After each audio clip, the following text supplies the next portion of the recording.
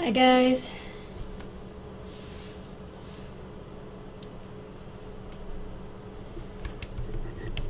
How's everyone doing?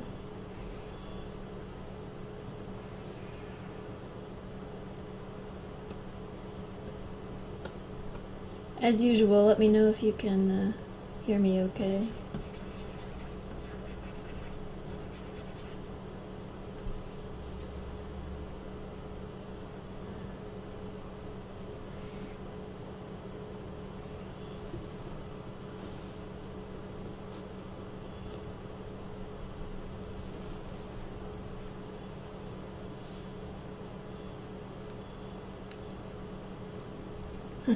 Hi.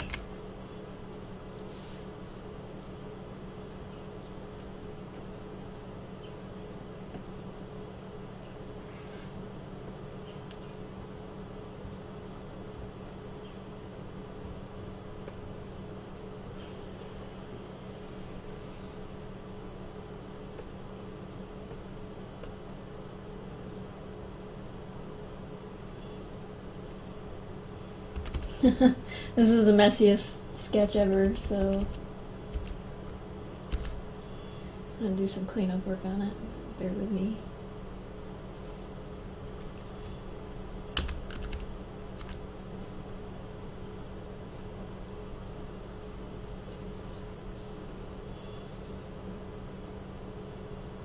Figured I'd do something voodoo themed and vaguely Halloweeny this live stream.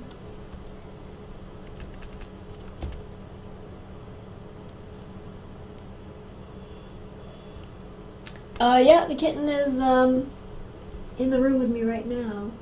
She's exploring.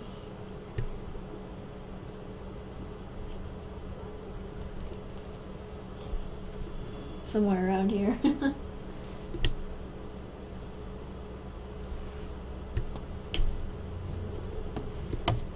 Hang on, I'll post I just posted a video of her update video. Let me grab that.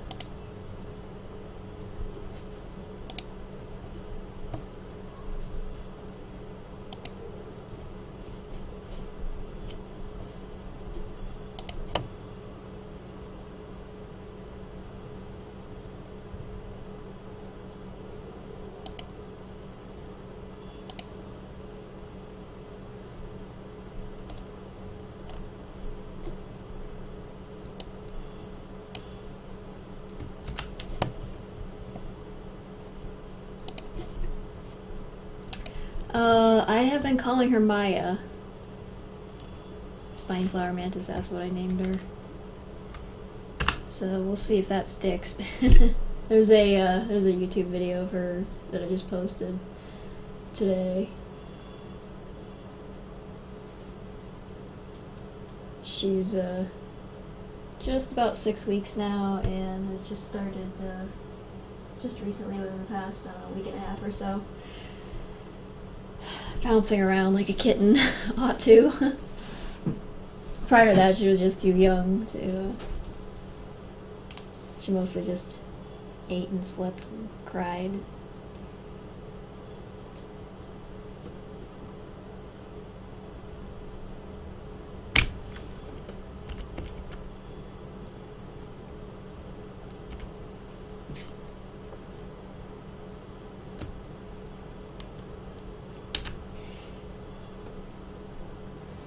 Yeah, she's quite adorable. Pretty irresistible, but also quite a handful.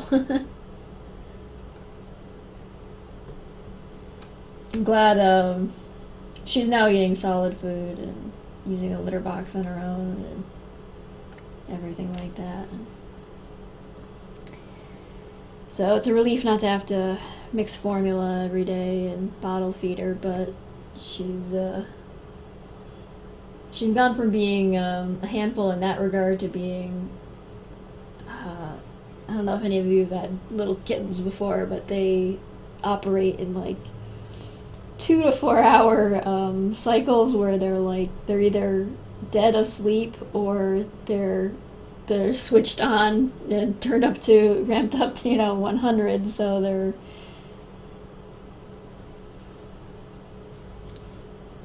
hyperactive or zonked out, and so it's still a little bit hard to get a full night's sleep with her on her kitten schedule and me on my human schedule. But it's certainly getting easier to deal with. So first couple of weeks were really rough.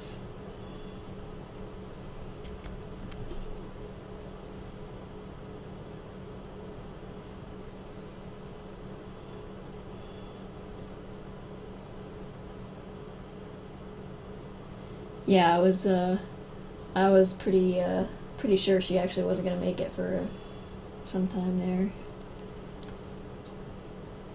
In fact, the vet was the emergency vet had suggested euthanasia because he thought she had developed aspiration pneumonia, which would have been awful, but I decided to just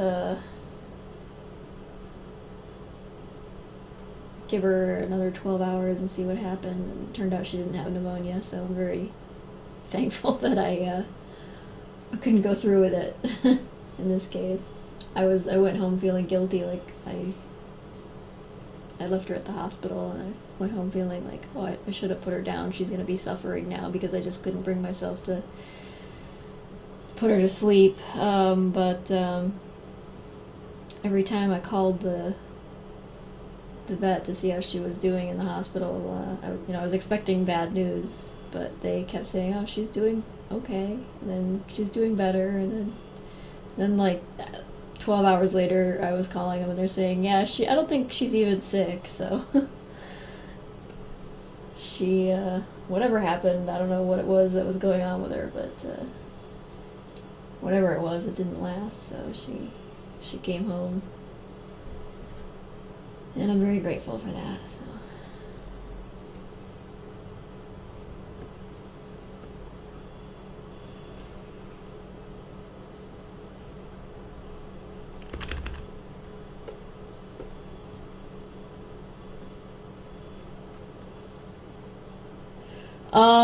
Reckroman says, oh wow, and you're letting the other cats in the same room as her. Yeah, to some extent. They don't have a whole lot of contact. I don't want to do that yet because she hasn't been old enough yet to even have the feline leukemia and feline FIV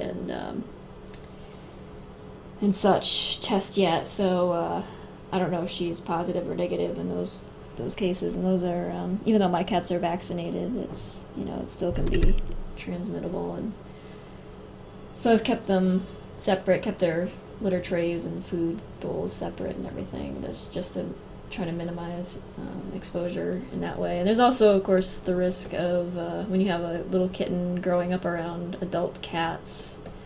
FIP is a big worry, so I want to keep them. I've been like obsessively disinfecting the floors and everything, and trying to keep everything clean so that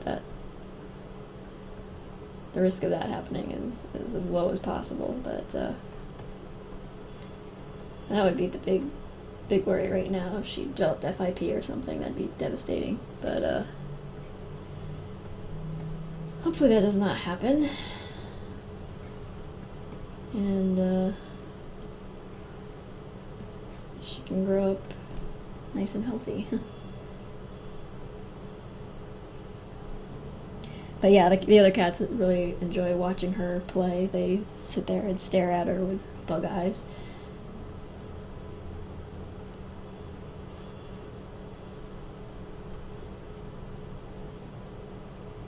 Ineffable Twaddle says, the YouTube video where she is stalking the big orange cat. Yeah, that's Calvin. He, every time she tries to, like, walk near him, he just turns around and, like, walks away or runs away even. Like he wants nothing to do with her, but he was sitting there just watching her play for a good half hour or so. Just rapt with the novelty of a kitten playing in the living room.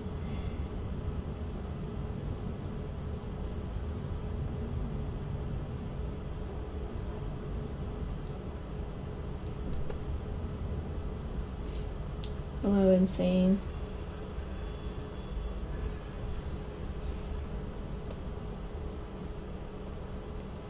The sketch is so, is a really messy little thumbnail drawing that I've just scaled up, and so I'm just fidgeting with the positioning of the characters right now before I start cleaning it up really and drawing any detail stuff.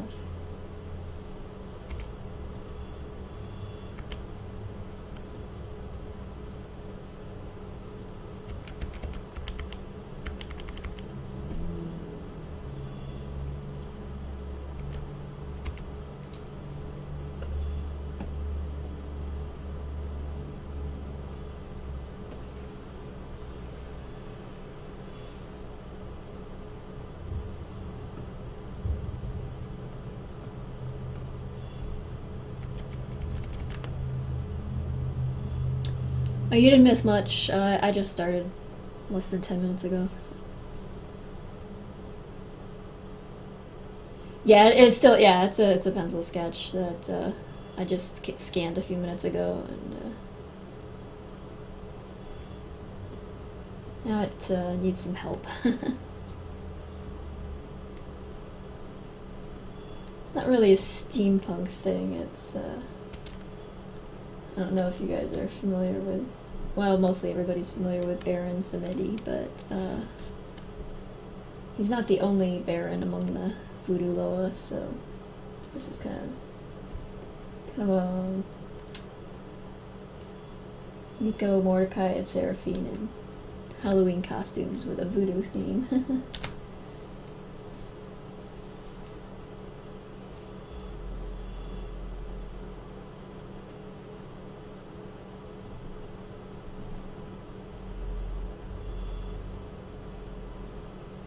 Hey, Matt.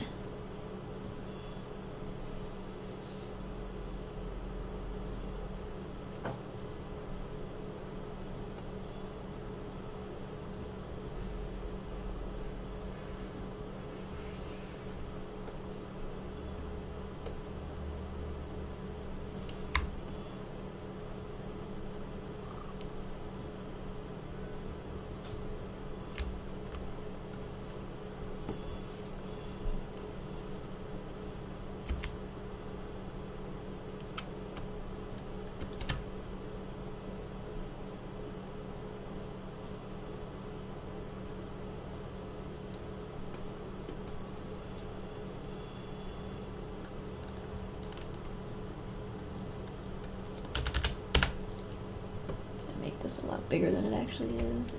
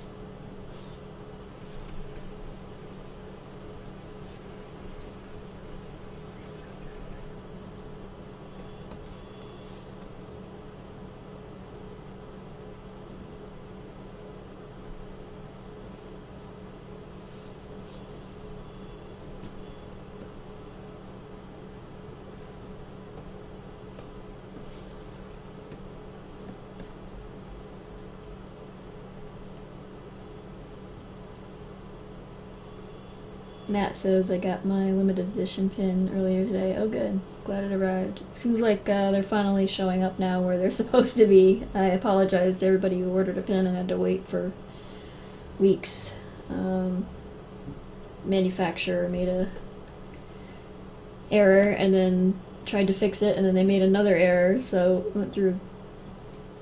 They had sent us some proofs, and for whatever reason, and a part of the order, and then for whatever reason the rest of the order kept coming in and being the wrong thing.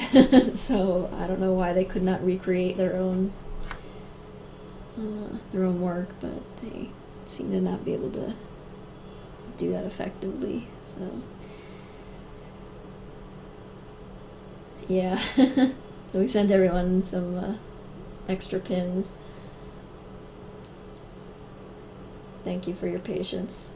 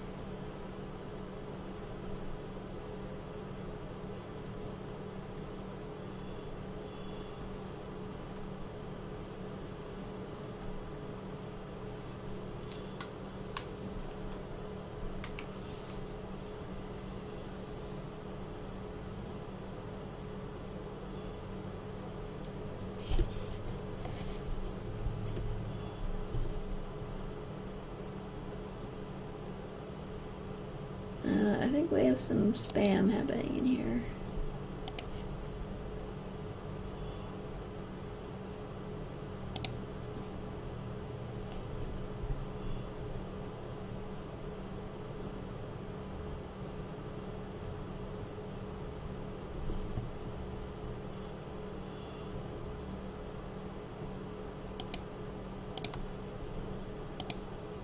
And they're gone as quickly as they arrived.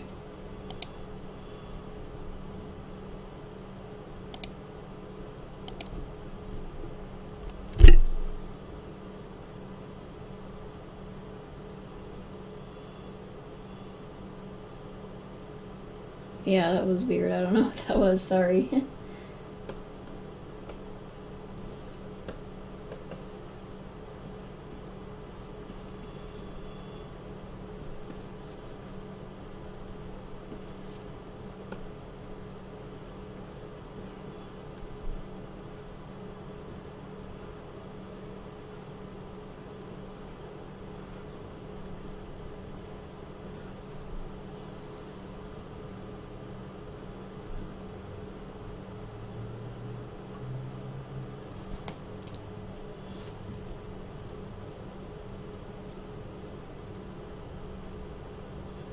Okay, kitten is in my lap right now. This isn't gonna this isn't gonna work out.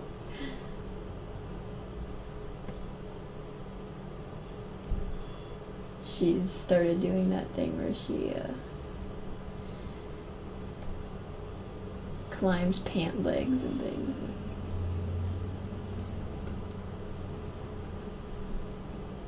It can be quite painful.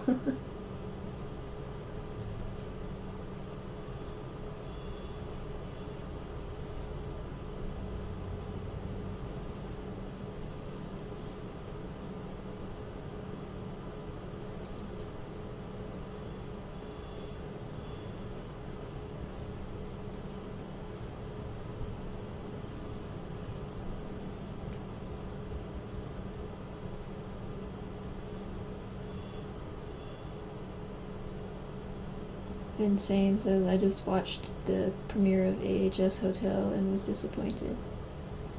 Oh, American Horror Story.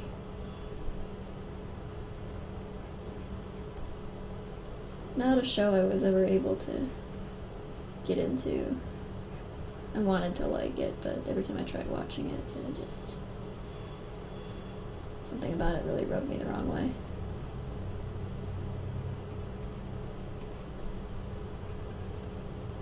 I guess the new season just started, though.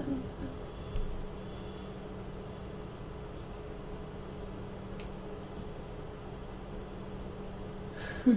Ineffable twaddles. Yeah, that seems to be a commonality among kittens, is to climb your legs, but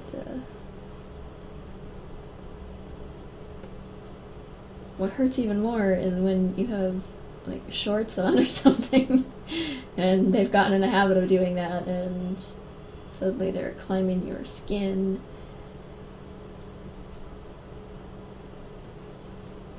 That'll wake you up in the morning.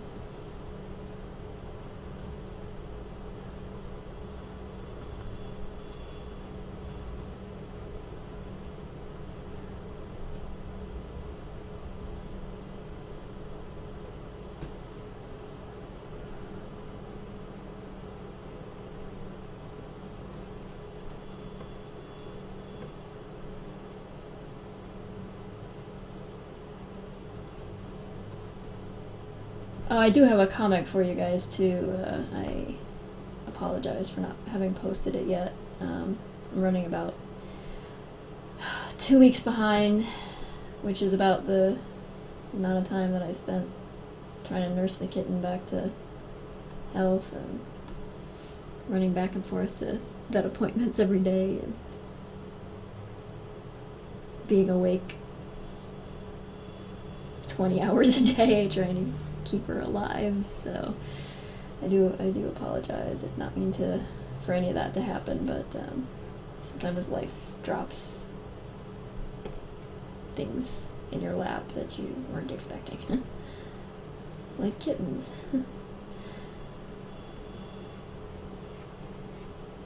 I can give you a preview here if you guys are interested in seeing it. Or if you'd rather wait, I'll just post it within the next day or so.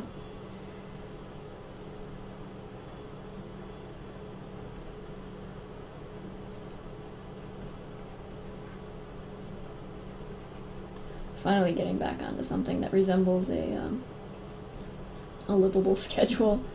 It's very disorienting and just makes you feel weird when your usual routine is so thrown off all of a sudden. At least for me it is. I don't know, maybe not everybody's like that. But.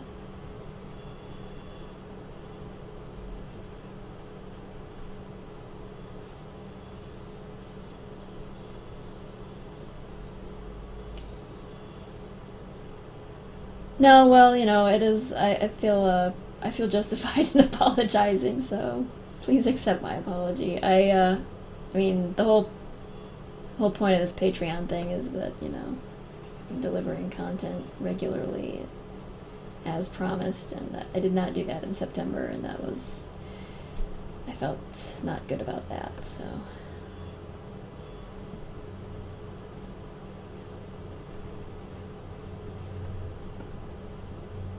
So, at least let me mitigate my own feelings of failure by at least apologizing to you. So.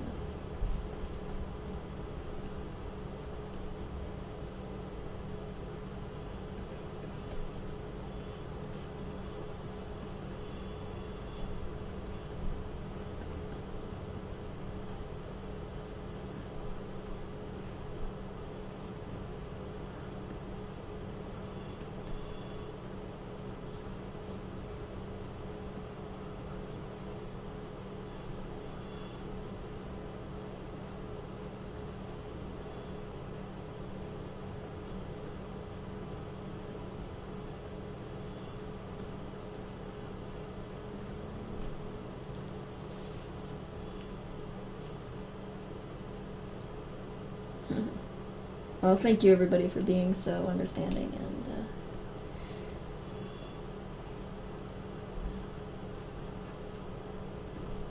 and thoughtful.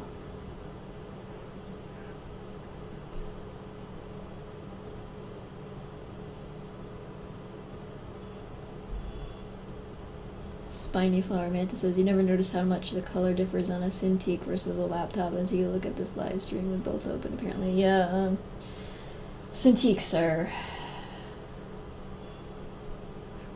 actually kind of terrible in regard to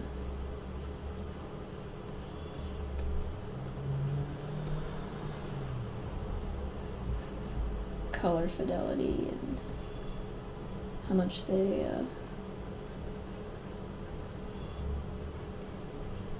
can really kind of display that Adobe RGB.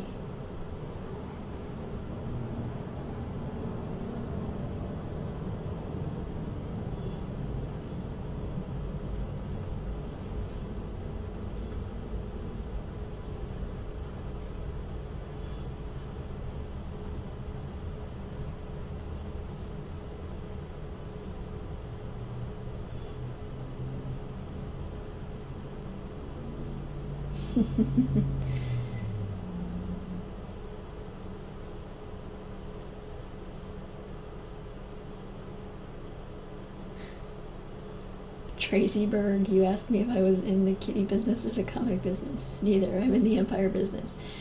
Yeah, Tracy Berg is not nearly as cool as Heisenberg, but I don't have a cool hat or sunglasses or anything. Evil Industrialist says the newer Cintiqs are a little better, but laptops tend to have really blown out TN panels. Yeah. Hi Ragark. Yeah, I don't know. It's not just colors either. It's like I'm working on a Cintiq 24 HD right now. My 13 HD is much better. It's a newer model and it's much better in terms of color and brightness, but both of them have their issues, especially displaying red. Anything red just I don't know. You think you're painting one thing and then you pull it onto a different computer or a different monitor and you're horrified at what you just created in terms of just saturation level and brightness and contrast and all that. It's quite frustrating. And even for somebody like me who's used to having monitors that are calibrated differently, or even just factory settings that of the same monitor that somehow manage to look different. But then the Cintiq, the discrepancy is just sometimes it means several extra hours of work on everything to fix your levels and curves and such after you've done all the hard work, and you have to make another project out of fixing your art so that it looks how you actually intended it to, because you painted it on a misleading Cintiq.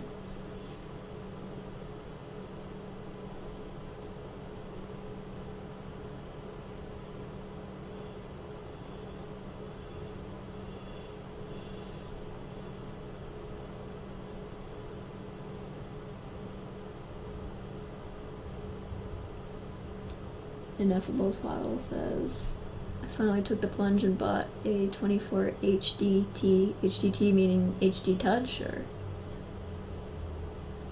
Oh, yeah. And then they release a new model, of course.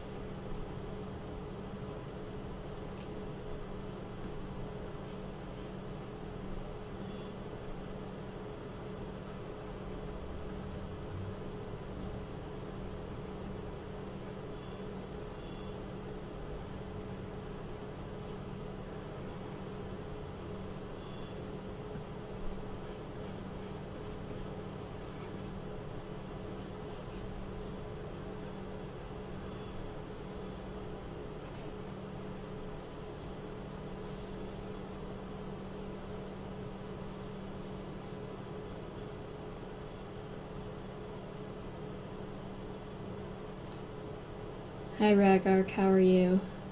Oh. Yeah, I saw you come in and then disappear and then come back again.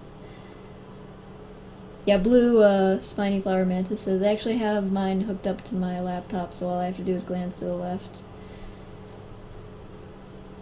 My god, all my grays and blues, I'm just vibrating aggressively. All my grays are blues. Yeah, blue looks really intense for me on this Cintiq 24 HD. Like if I have a tiny bit of blue in something, it'll look like it's underwater in a, if I pull it onto the Cintiq. So if I'm trying to put blue into something, then I end up putting too little of it in if I'm working on the Cintiq.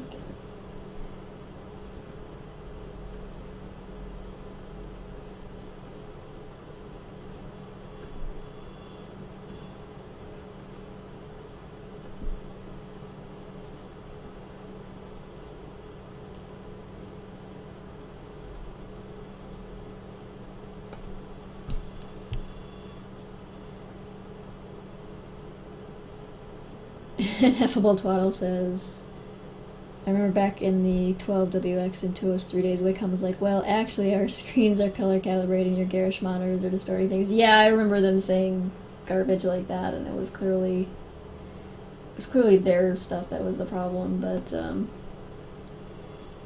they also, when people complained about like the brightness levels on those things, because they were really dim compared to other LCD monitors. They said, "Oh, we did that on purpose because when you're staring at it as an artist, it'll hurt your eyes if it's at a normal brightness level." Like, yeah, I don't think so. They were, I don't know, that was some bullshit.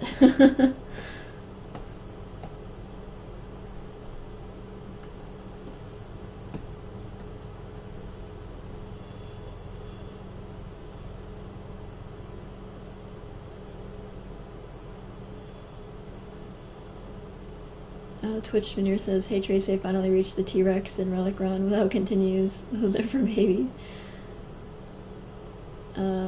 Nice work there. I wonder if you had anything to do with the animation or just the modeling.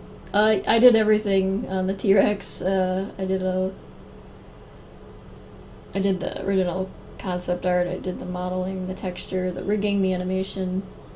That was a lot of fun animating him. So I don't know if you've seen all of the different encounters you can have with them, like obviously there's the intro, and then there's some other things that I had a lot of fun animating, like there's this part where you run and jump off a broken pathway and end up on his back accidentally. So I got to animate that, and I did the camera work for a lot of that too, so there's switches to like a cinematic, short cinematic in the middle of the gameplay.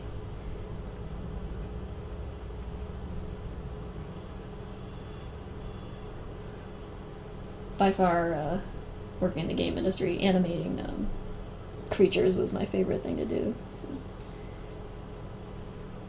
Anyway, thanks. I'm glad you liked it. Hope you're enjoying the game.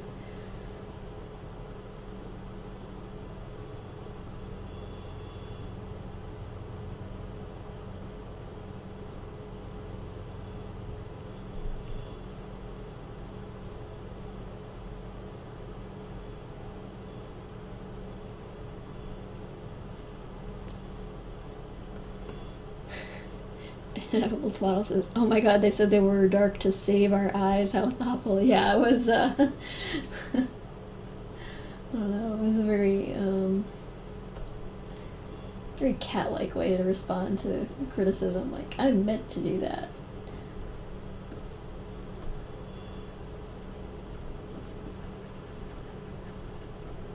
Purely intentional.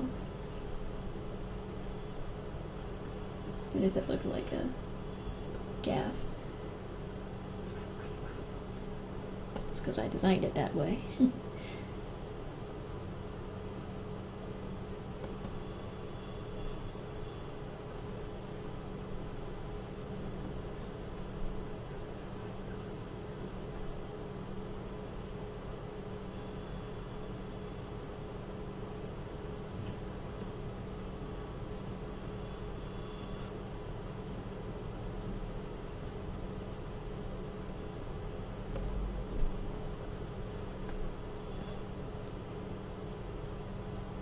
Ineffable Twaddle says, did this picture start out as a pencil sketch? Yes.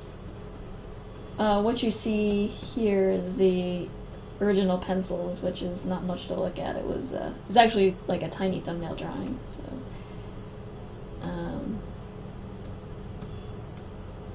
So now is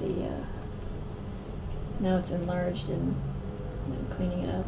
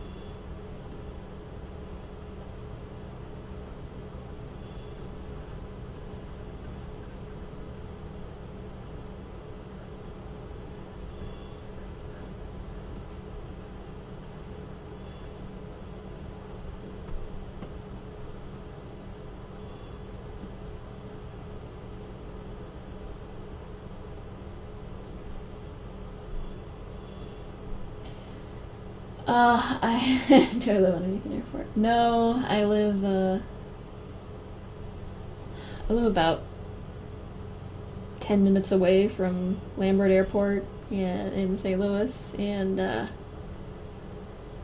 they when I first moved into my house here, there was no airplane issue, but they built a new runway or landing strip, and Southwest changed its flight path so that now all the incoming flights fly like directly over my house. It's pretty annoying.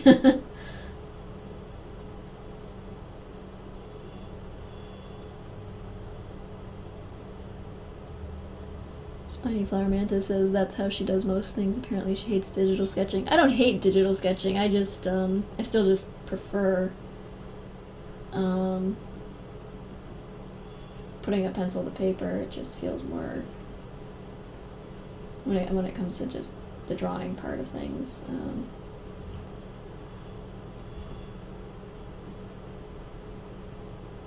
I don't know why.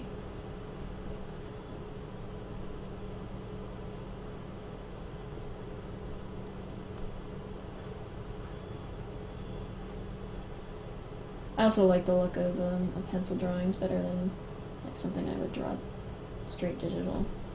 I do occasionally draw digital stuff directly, but not usually. Ineffable Twaddle says, do you usually start out with thumbnails? With almost everything, yeah. It's a thumbnail drawing first, just to get the idea down, and then depending on what I'm working on, I'll either do a larger pencil drawing, a clean pencil drawing of it, or I'll just take it straight to the scanner and then do what I'm doing now, which is clean up the thumbnail itself.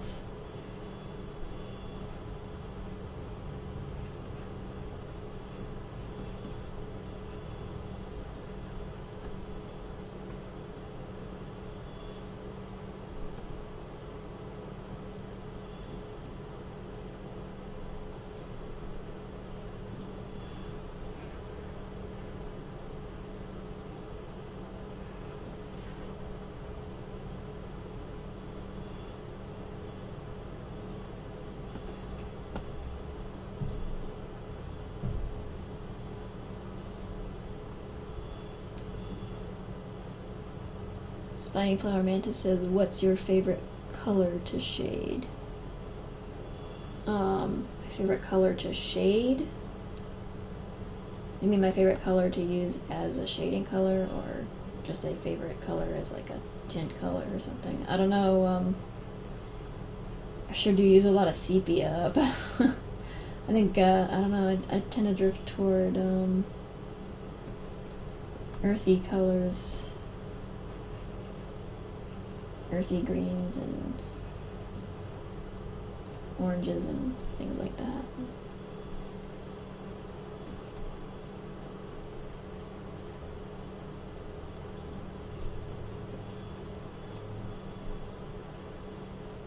Slate blue, I like natural looking blues and things, I don't know.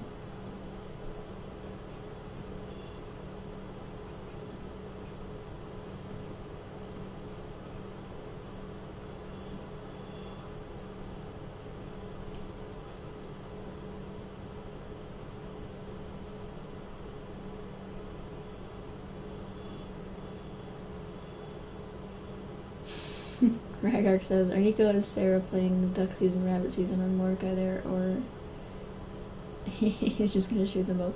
I wanted, in typical Mordecai fashion, I wanted a symmetrical pose for him, but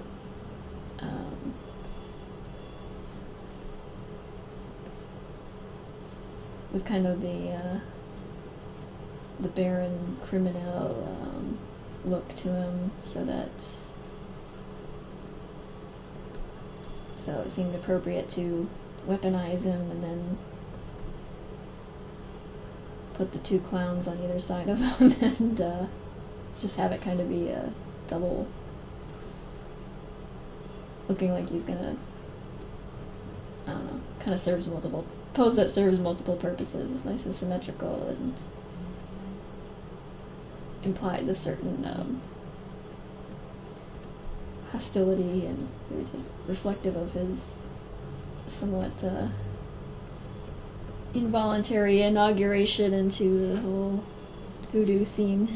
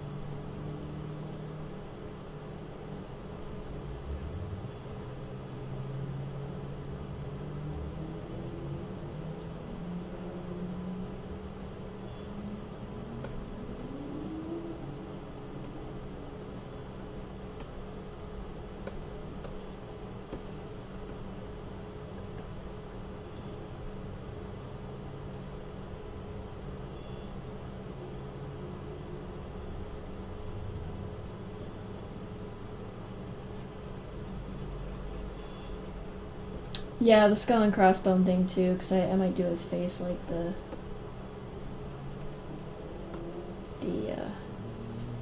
I don't know, maybe skull pattern that you see on everybody who dresses up like one of the barons.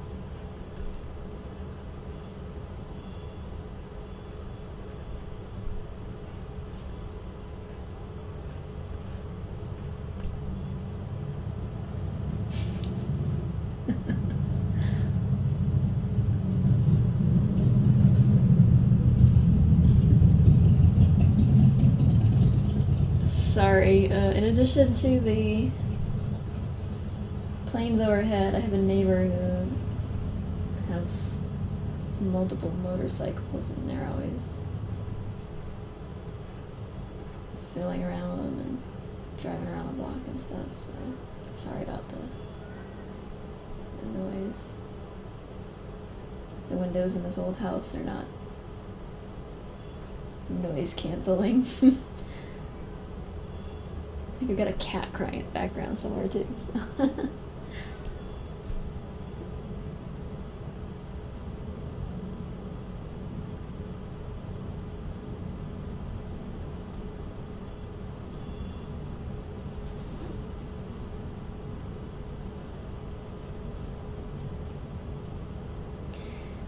Yeah, the neighborhood heard I was doing the live stream, so.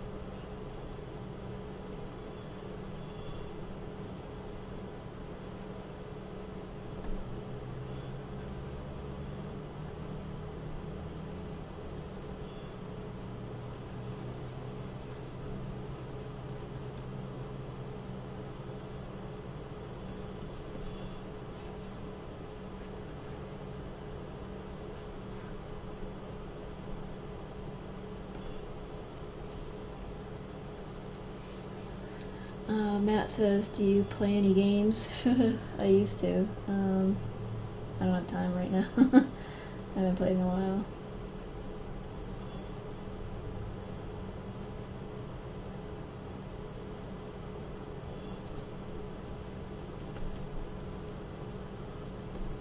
I became less of a gamer working in the game industry, just because, I don't know, you're playtesting your own work all the time, but by the time you get home, you're like, you want to do something else.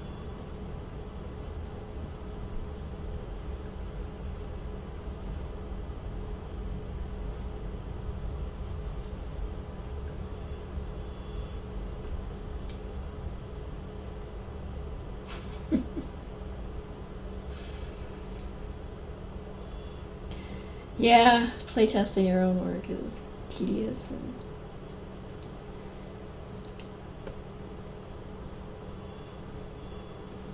I don't know, it can be exciting to see, you know, your work come together into an actual full-fledged game, but so yeah, I play the games I worked on. And I've played lots of other games in the past too, just nothing very recent.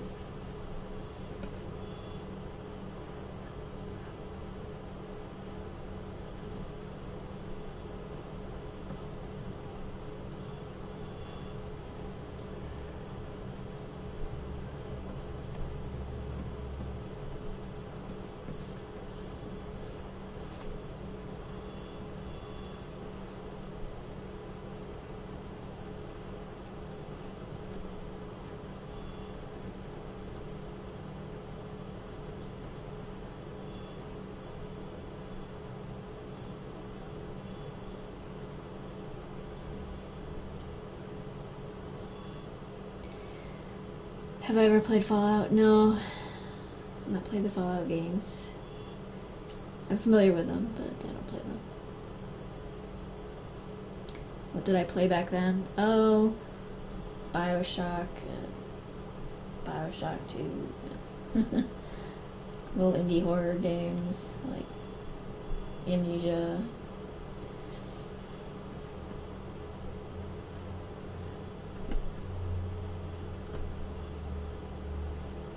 way back, going way back, I used to play a hell of a lot of Doom and Quake.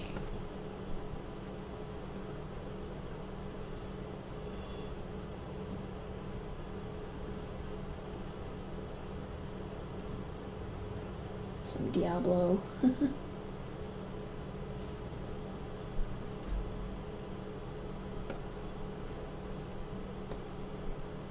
Some Silent Hill games. I like horror. Horror is my usual go-to thing.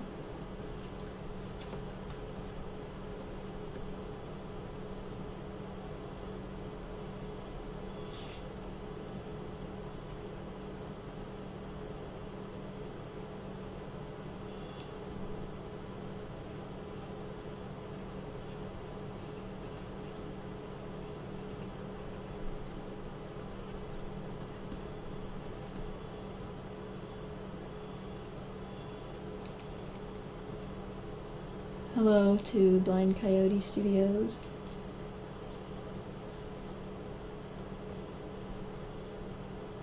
Well, what are you guys playing these days?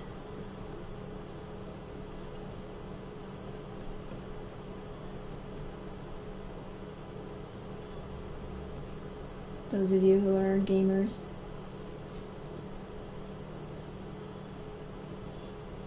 Ape Escape and Silent Hill. I also played so much. I was mostly a PC gamer, but I played so much Mario Kart. So many hours put into Mario Kart.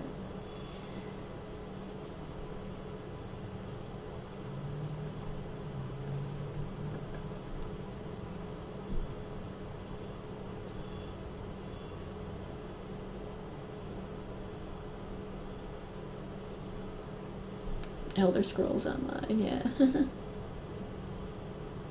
Red Dead Redemption, that's cool.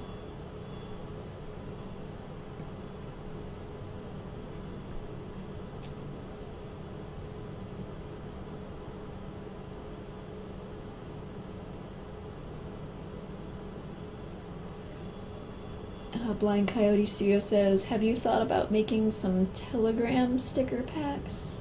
Telegram sticker packs? Stickers have come up. I don't know specifically what Telegram sticker packs are. I probably should know what that is, but... Twitch Veneer, multiplayer Mario Kart, friendship breaking Mario Kart, yeah, all of the above.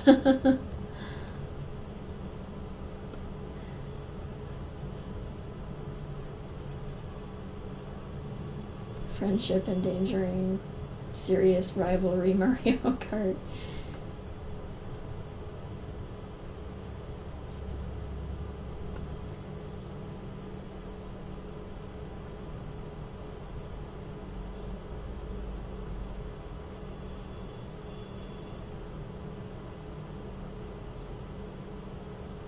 Undertale, Heroes of Loot. Matt says I've actually been reading about games more than playing them. Easy to do that too, yeah.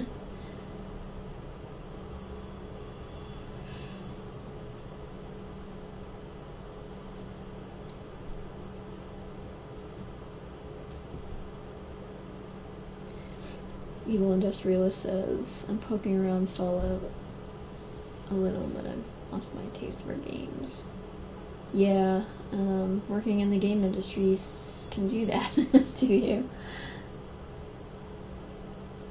Maybe it's not the game industry though, maybe it's just, I don't know. Sometimes you just feel like you're retreading very familiar ground.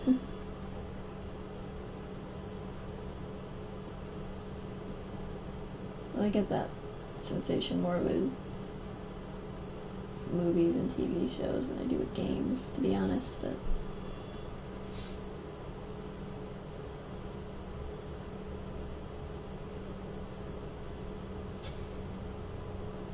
Blind Coyote Studio says it's a messenger app that you can make sticker emotes. Oh. I did not know that. I'll check it out. I had not considered it, but I'll look into that. Insane says, did you ever experience sexism in the game industry?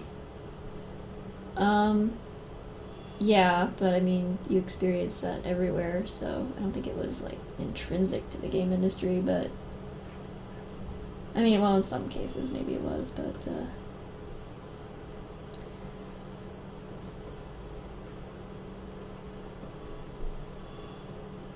yeah, going to E3 back when it was, like, in its glory days, like in the early 2000s, and it was like this big novelty thing. It was kind of, I don't know, like all the women there were booth babes by and large, and it was kind of really off-putting, and just kind of made you feel uncomfortable there, and like, I don't know, walking piece of meat, but I mean, there's other little things too, like things that are pretty innocuous taken by themselves, but when you add them up with lots of other little innocuous things, you know, it's kind of like death by 1,000 cuts, 1,000 paper cuts. It was like, I don't know, things like when you're like contemplating character design or designing a character, it's like there's this attitude that everything is by default has to be like a white dude, not just a white dude, but like a scruffy white dude in his 30s, you know, and with some stubble, and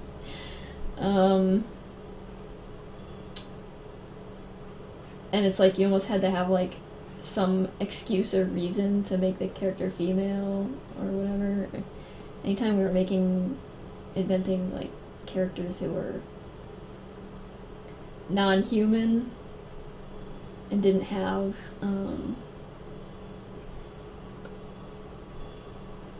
like clearly identifiable gender-coded traits, like, you know, female hourglass shape or whatever, or long eyelashes, you had to, like, I don't know,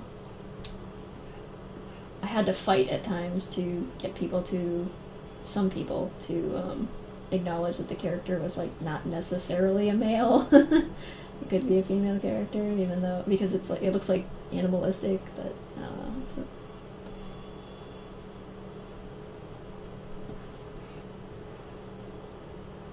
I don't want to get too much into it. I know it's a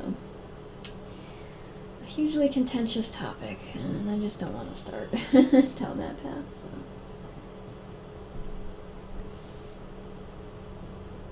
Yeah, female warrior armor is, yeah. Yeah, there were times when, like, you had to argue your case to make, like, you had to have some extra excuse to make a character female. You couldn't just make a character and have her be female because 50% of the population is female. Or in other cases, like, we were told specifically to make a character female because, oh, you're watching her run from behind, so we want to look at something appealing when doing that, so make it a female character. You know, it was like, I don't know, it's always like the only legitimate reason to make a character a female character was eye candy, which is frustrating at times, but yeah, it was just, I don't know.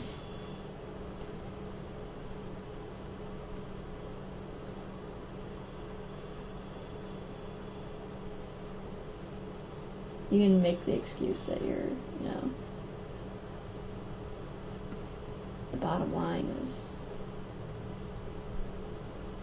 what's important and you're catering to your audience, but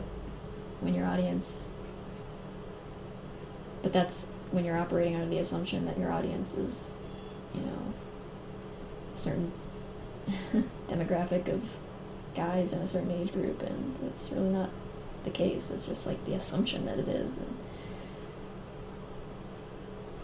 so they get everything's kind of designed around what designers think that demographic wants to see, and not necessarily what other demographics want to see. So yeah, that's the same with a lot of movies and a lot of TV shows and a lot of media in general. It's just so yeah, it's not just a game industry thing. And Pat says, to be fair, all your male characters have facial hair. Well, I guess technically all of my characters have facial hair. Facial fur, I guess. But when I draw them as people, they don't all have facial hair, though. Most of them don't, actually.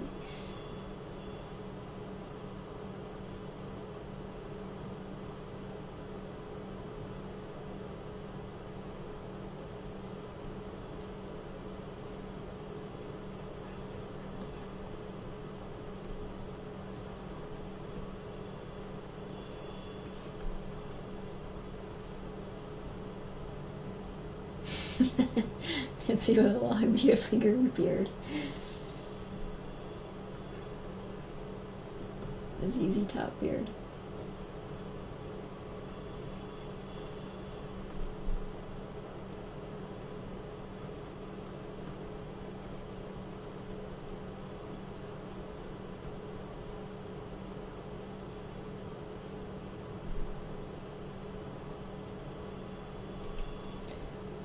Ackerman says, reverse mustache.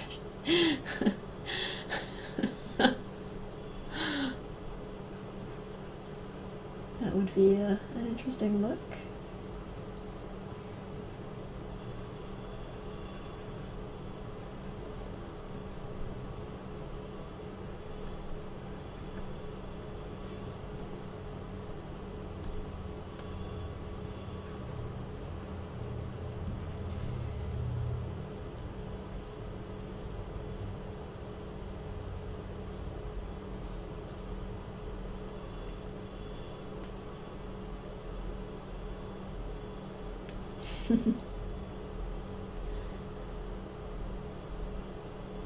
Ivy with a beautiful handlebar. Yeah, she could make that work, I'm sure. If anyone could, she'd find a way. Rocky, you really would appreciate having a handlebar mustache, yes.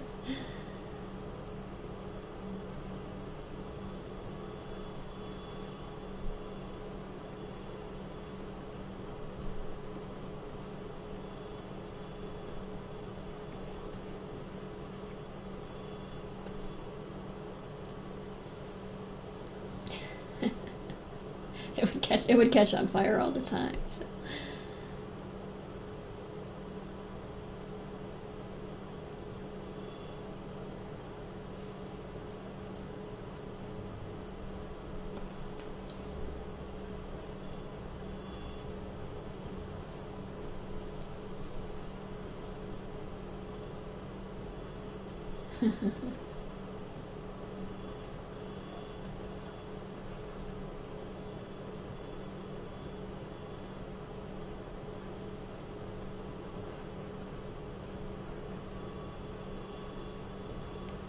Patreon bill getting a little out of hand.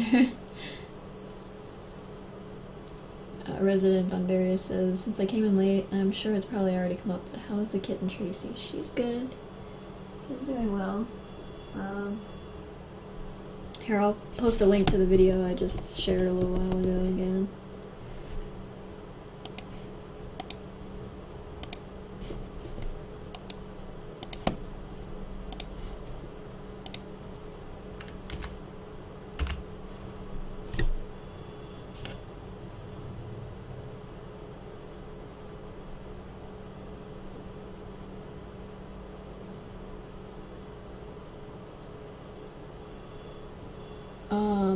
Resident says, has she got a permanent name? Are you keeping her or giving her up? I wasn't here last month, so I didn't get to hear you talk about her. Actually, last month's seems like I've had her for longer than that, but last month's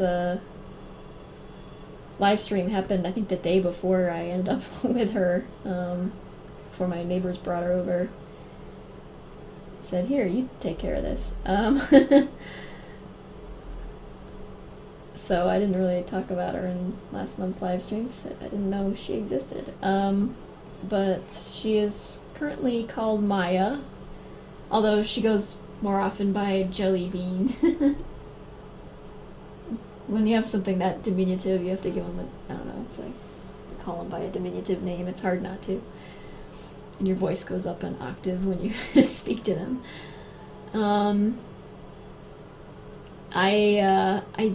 I probably will end up keeping her. I would have a hard time parting with her at this point, but I don't know, depending on what happens with her snap test, if she ends up being like, she has FIV or feline leukemia or something, then I'll have to find someone else who doesn't have other cats to take her, so that I don't risk my cats contracting the disease, which would be pretty heartbreaking, but my hope would be I could find somebody I know who could, or entrust, who could take her. But other than that, yeah, probably I'll end up keeping her. Didn't really have my name on a list for another cat, but here we are.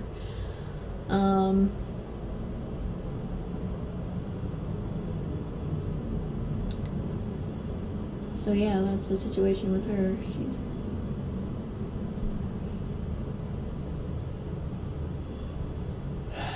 Miss Mean, yeah. Yeah, the cops are coming to take me away. Because I was talking about sexism in the game industry.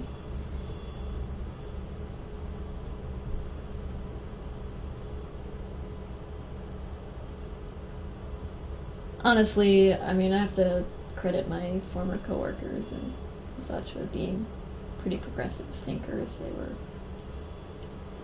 with a few exceptions, they were by and large very conscientious and knowledgeable people about this sort of thing. They were not, I was not working with a bunch of boorish jerks or anything. It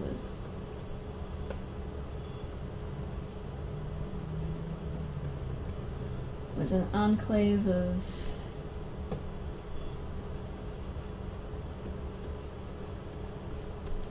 thoughtful, respectful people.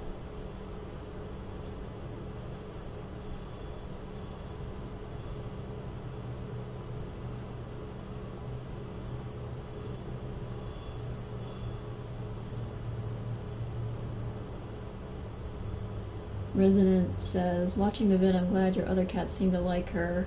Whenever we brought the babies over to our place, our cats hated them. Well, I don't know that they like her exactly, but they are certainly fascinated by this little furry thing that jumps and moves around a lot. And, so they like watching her, but Calvin, if she gets, if she walks too close to Calvin, he hisses and runs away like a big baby. Gigi seems the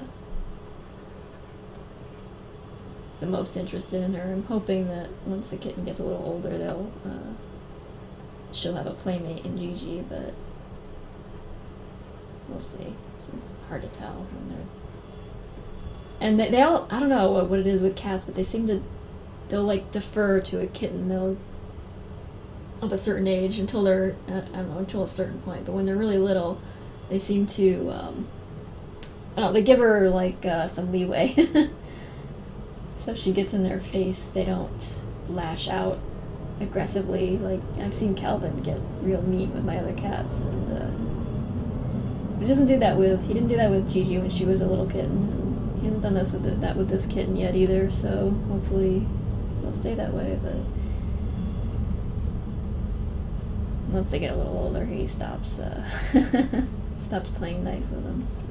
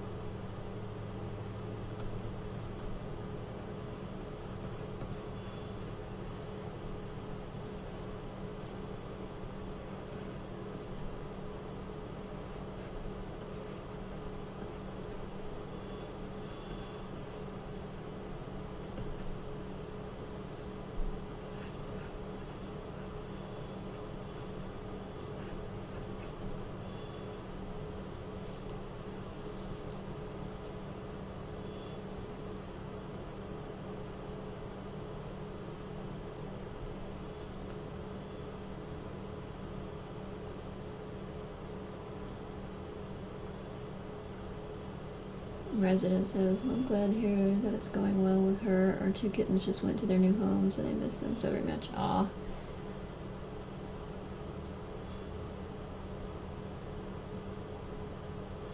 You, raised them from a very young age, I guess, and then adopted them out? Were you fostering them?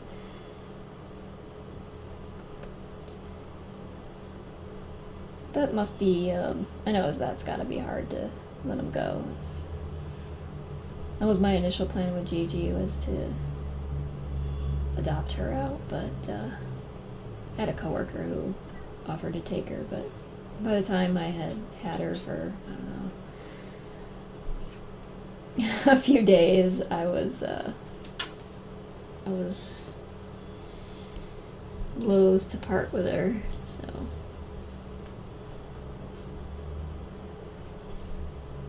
Yeah, it's the same with this kitten. I don't know. You get real attached, so I know that hurts. But at the same time, you raise some little babies up from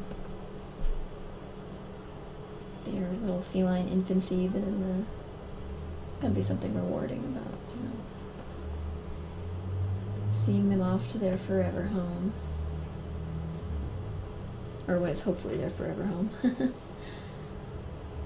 Oh, right, you had told me about that, yeah. Resident Bunbury says, my husband's mother found them in the driveway when they were only a few days old, and we took care of them until they were around 10 weeks old. Aw. That was a very good deed. I hope, even if you're sad, you feel like you did something good.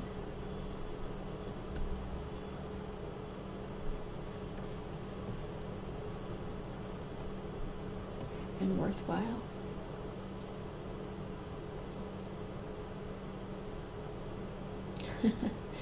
There was a big brash orange one and a little black one. You don't know how hard I pushed for their names to be Vicky and Mordecai. Aw.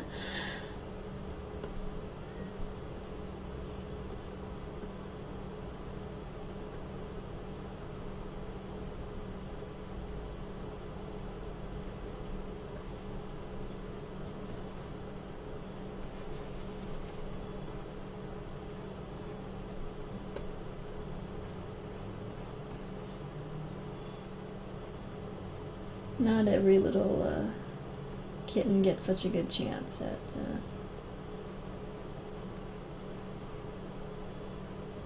life, so I'm glad that you and your mother-in-law stepped in there, made sure they did okay.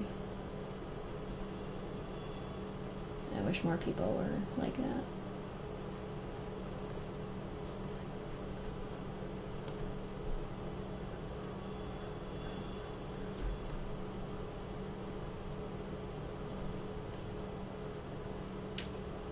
They came to your wedding and were basically the best part of it. That's adorable. In what capacity were they at your wedding? Were they the ring bearers?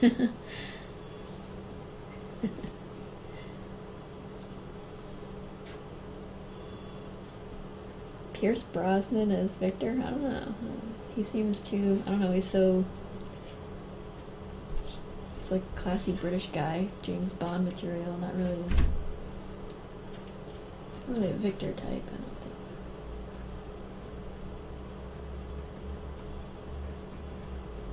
But I'll take your word for it if you're casting a film there.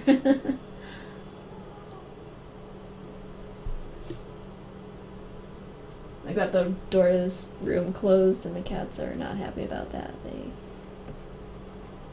Closed doors just don't fly around here, so.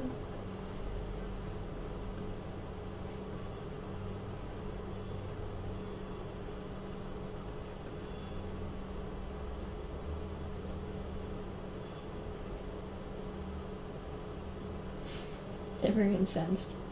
I guarantee if I opened that door, they wouldn't even come in. They just want the door open.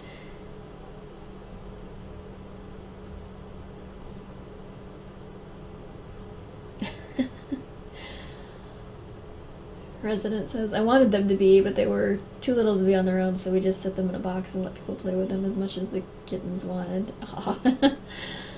That should be a feature at more weddings. I would go to more weddings if there were kittens there.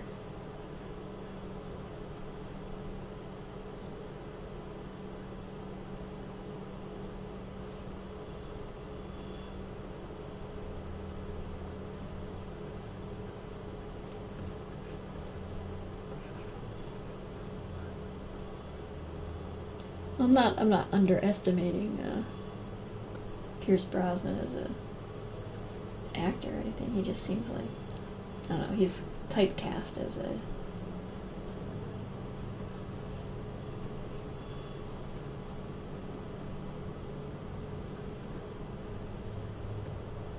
classy sort, not kind of like, I don't know.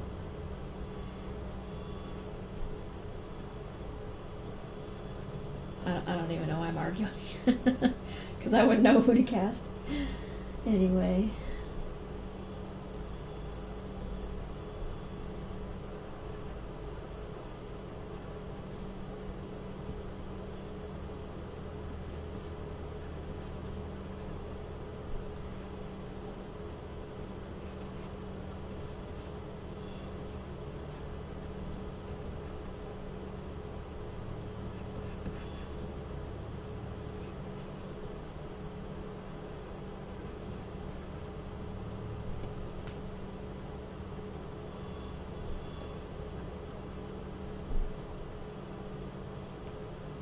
Except he's not Russian.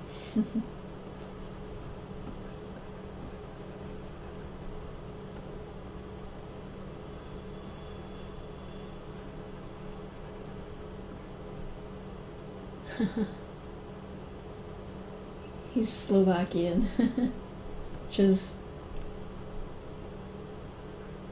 was prior to World War I was part of the Austro-Hungarian Empire, but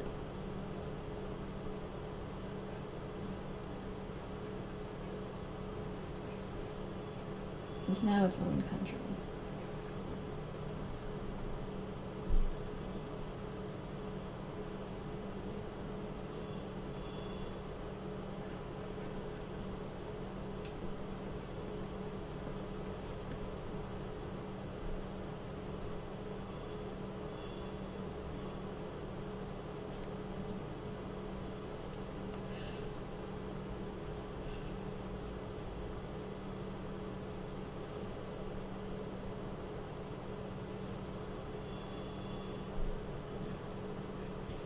So, who has plans to dress up for Halloween? Anyone?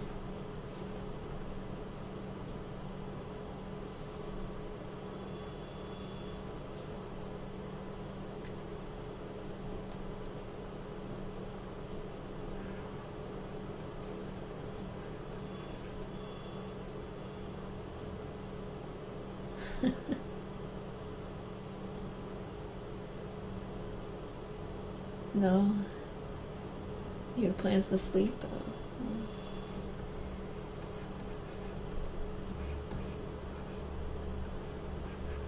That sounds nice, actually. I wish I had plans to sleep.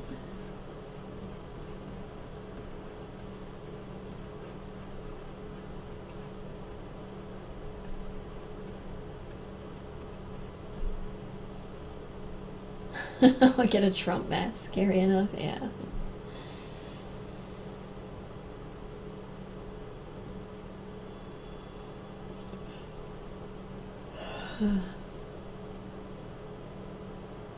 Spiny Flower Manta says, I want to dress up as Voodoo Mordecai.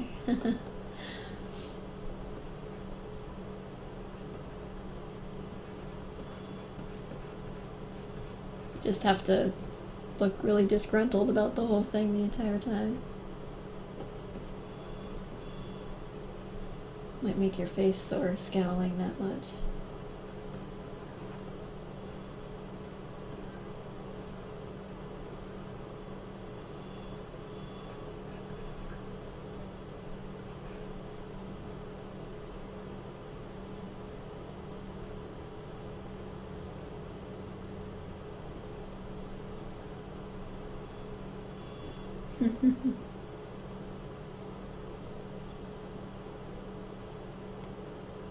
Big B Wolf from The Wolf Among Us. That's cool.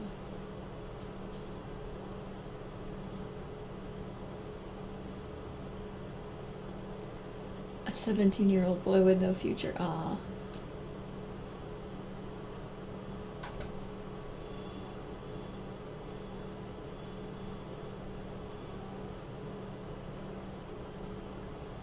What?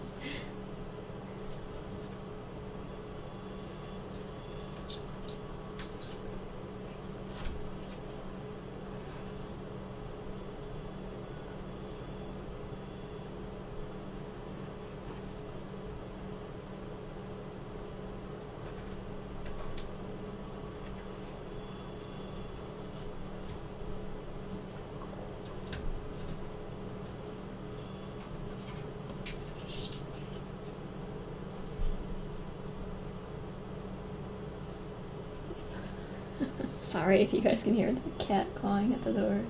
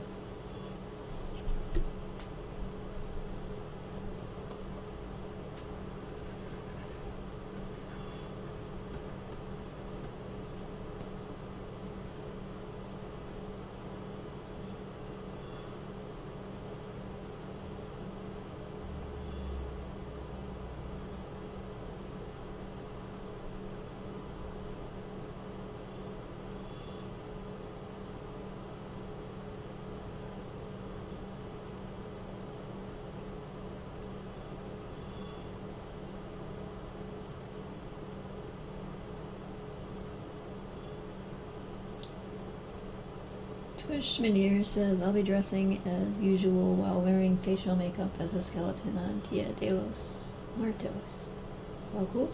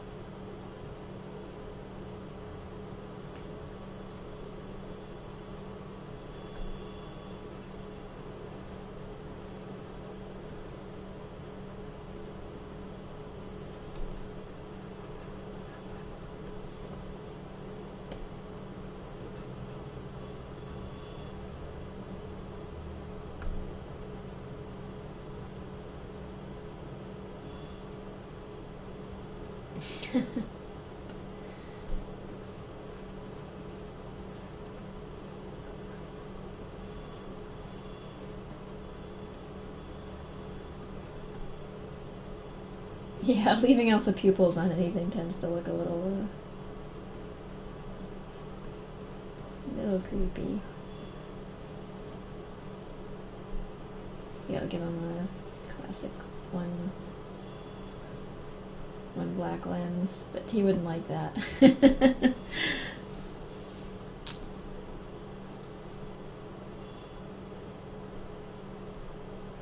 wouldn't be symmetrical.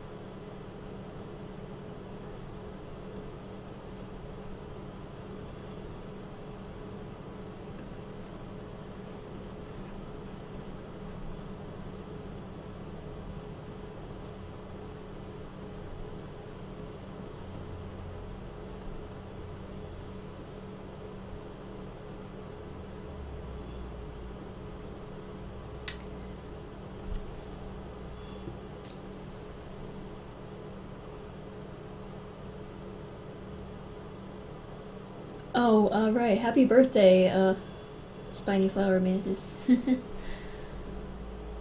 Matt says, how is your tablet set up? like on your desk or in a stand or something. I have a computer desk that's like a L-shaped corner desk, and the Cintiq is propped up on that, kind of in an upright position, sort of like a regular computer monitor would be. And I'm just drawing on it. Guess I prefer the smaller one in a more flat position, but the larger one, it's easier to work with upright, like an easel, for me anyway.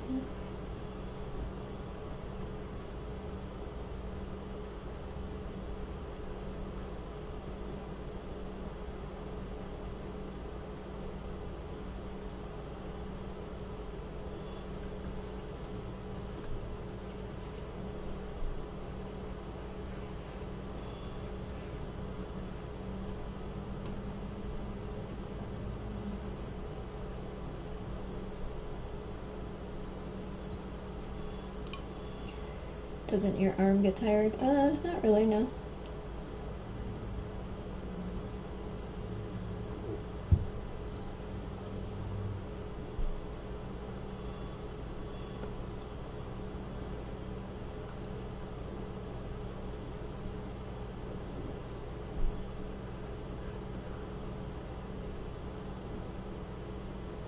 It's at a little bit of an angle, so that, I mean, a back-facing angle, so that, or back-leaning angle, so that I can actually rest my hand against it. It's not perfectly upright, so that helps, I guess.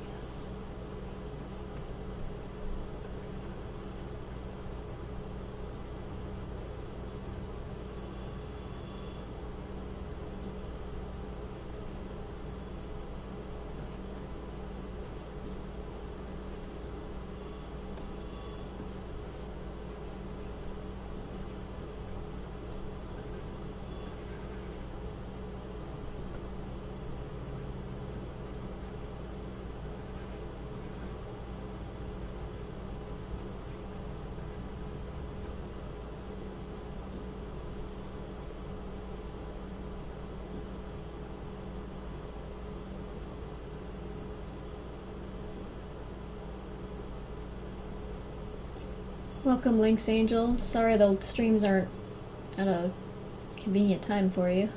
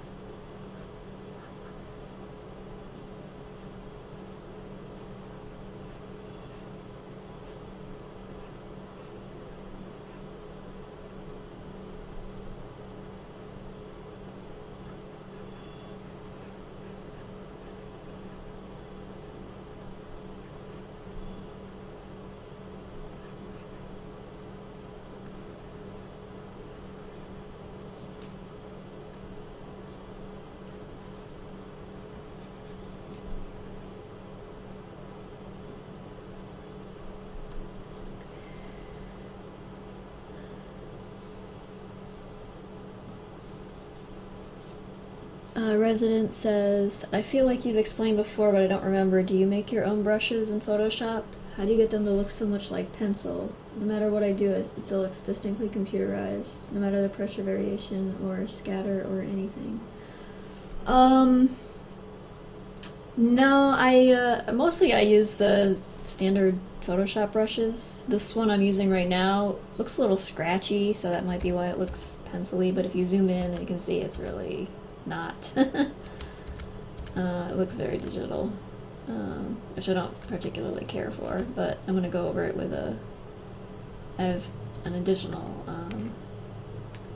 level of cleanup I'm going to do to this one and do some fine line work, I think.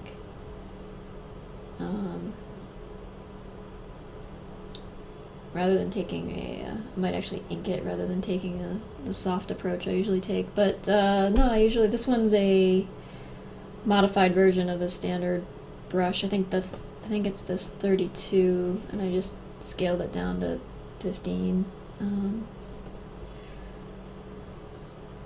This is the standard brush set from an older version of Photoshop. I just carried it over to this.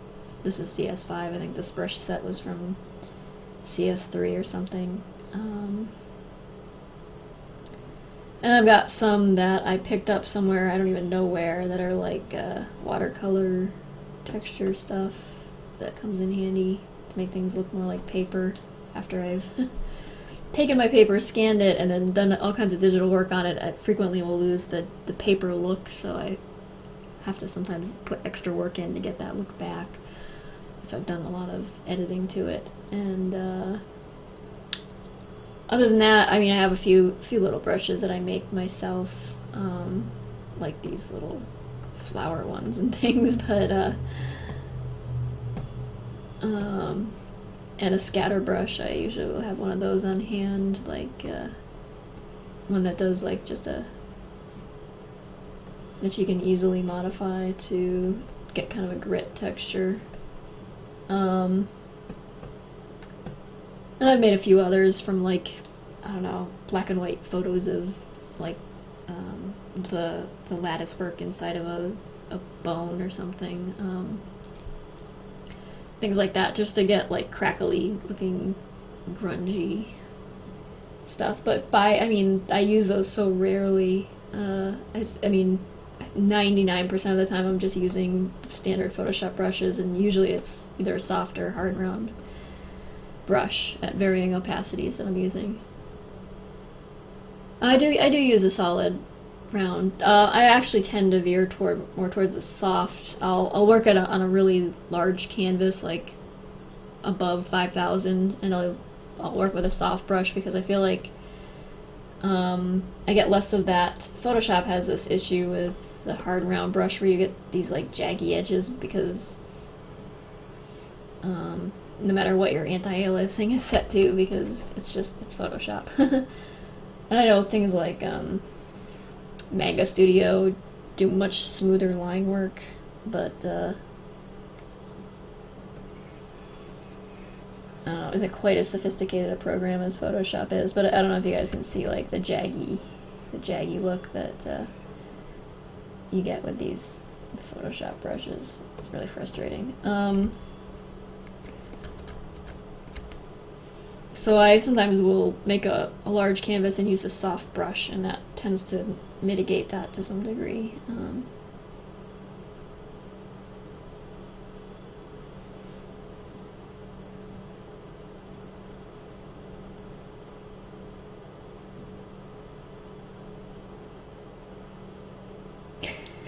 Is Mordecai dead, or is that the face of someone who has spent an entire day with the Savoys? Asks Spiny Flower Mantis. Maybe a little both, I don't know. No, he's, I've got him looking, I don't know, maybe I'll put his eyes in, I don't know.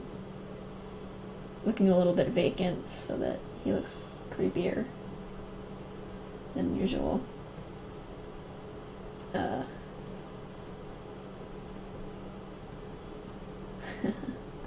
Like he's either mentally checked out, or he's He's getting into character. I don't know. To match his costume.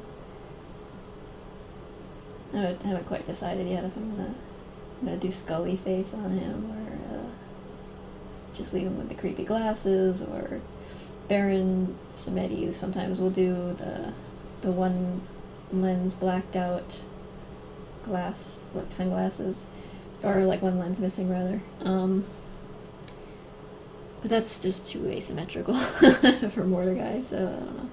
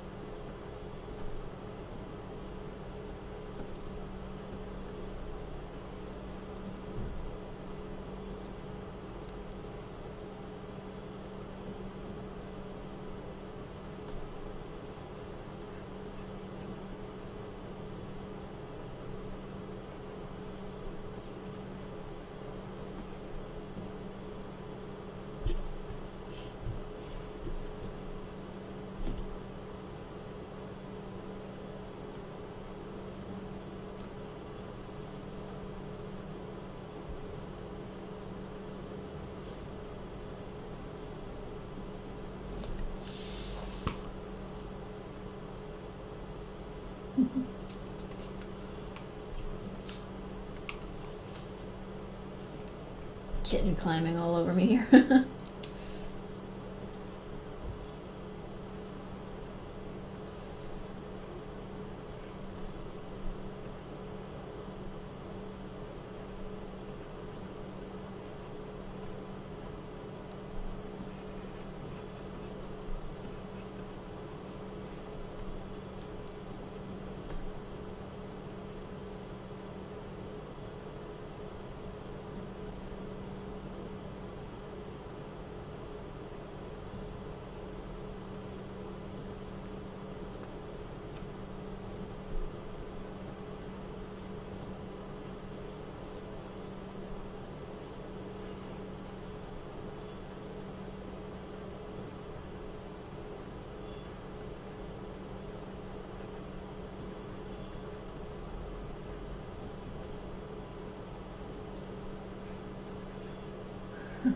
Ragark says, I wonder how they got Mordecai to actually dress like that.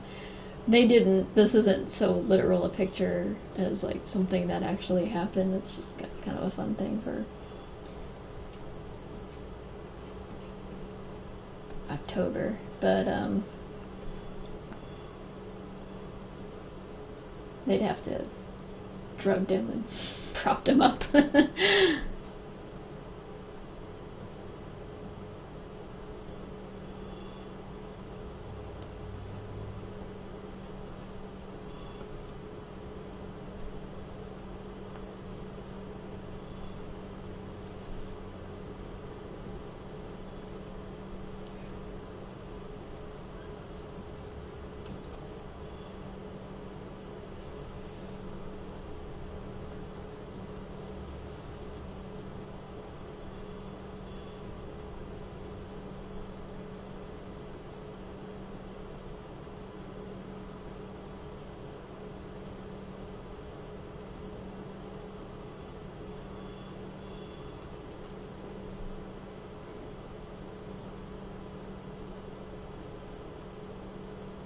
Spiny asks, do I have to drug Mordecai to get a birthday hug from him?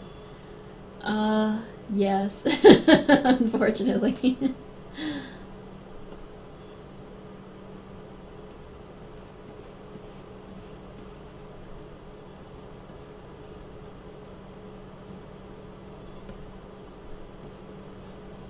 He would give you a birthday nod from afar, but not a hug.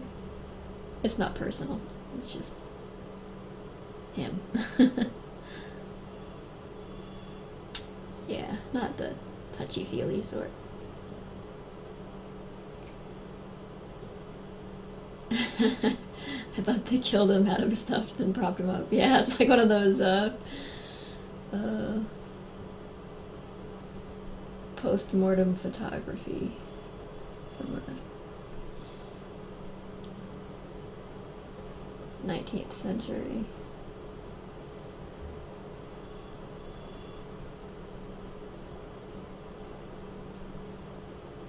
Sometimes you can't tell if the people in the photos are dead or alive.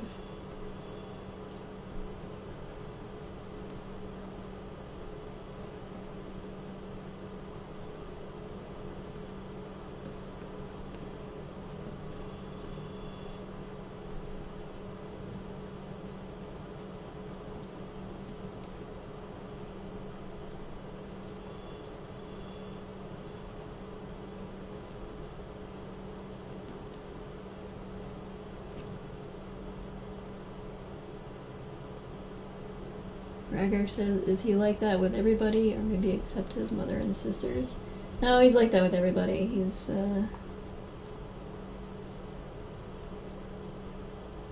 little, I mean, a little less averse to his family members, but just people in general. He doesn't, he needs a lot of space.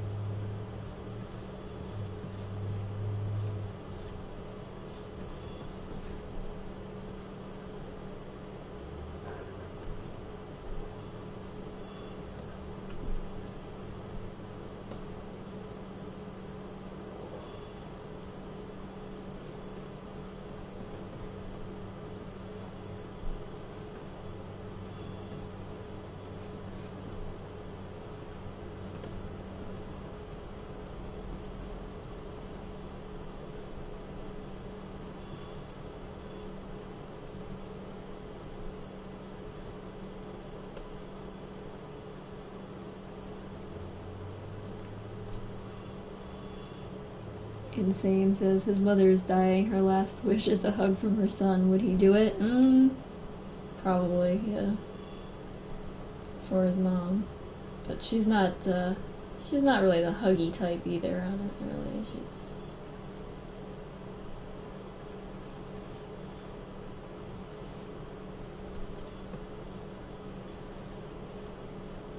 not as fidgety about it as Mordecai would be, but. Just not, I don't know.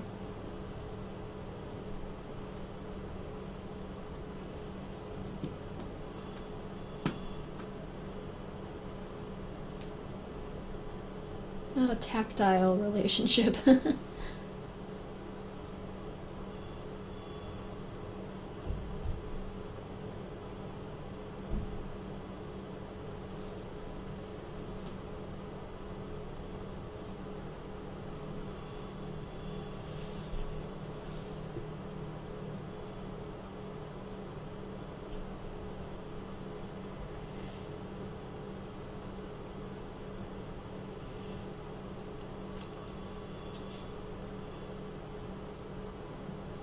Resident says, will we ever see his sisters or mother at any point in the story, whether in flashbacks or in the present? What are the rest of them up to these days? No, they, well, a flashback maybe. There are additional flashbacks in the story, but I haven't fleshed them out in excruciating detail because they're far off, but,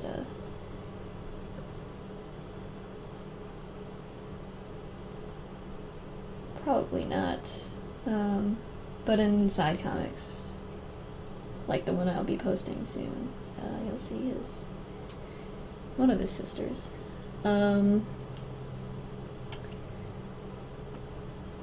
What are the rest of them up to? His mother is a landlord, and his sister one of his sisters is unmarried and helping her, and his other sister is married and raising a family. He's not very much in touch with them, no. Very, very rarely does he have any contact with them at all.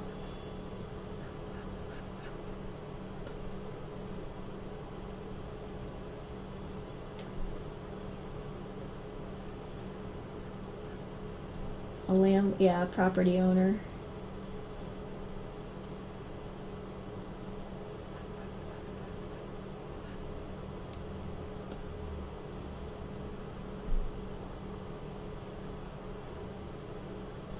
His mother is what I'm saying.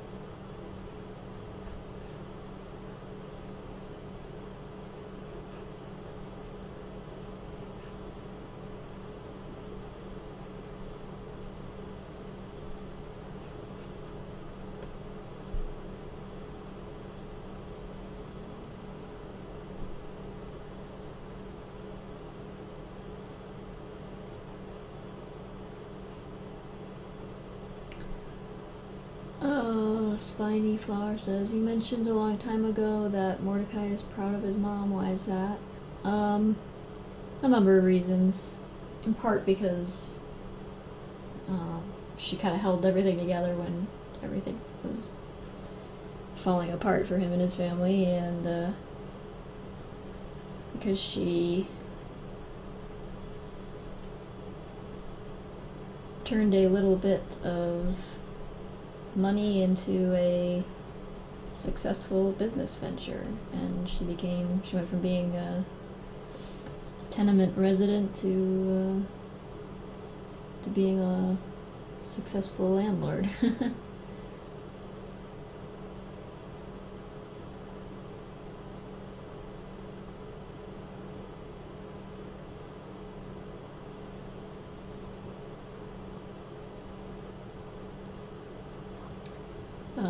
Resident says, do any of them know about Mordecai's career choice? If not, what do they think he's doing?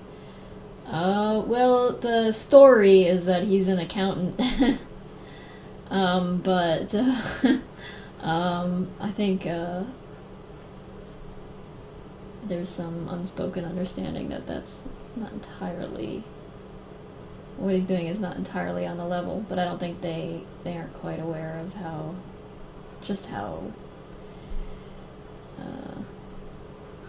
involved he is in nefarious underworld activities.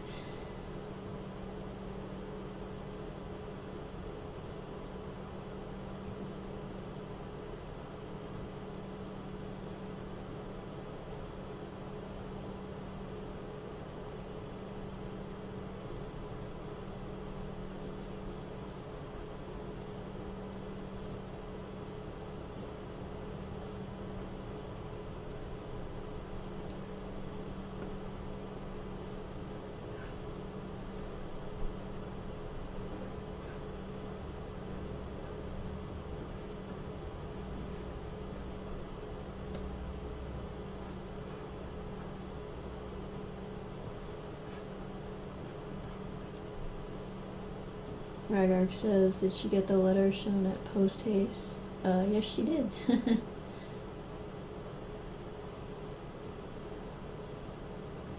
Right, 300 billion degrees says, well, he does do some accounting of sorts. He does, yes. But,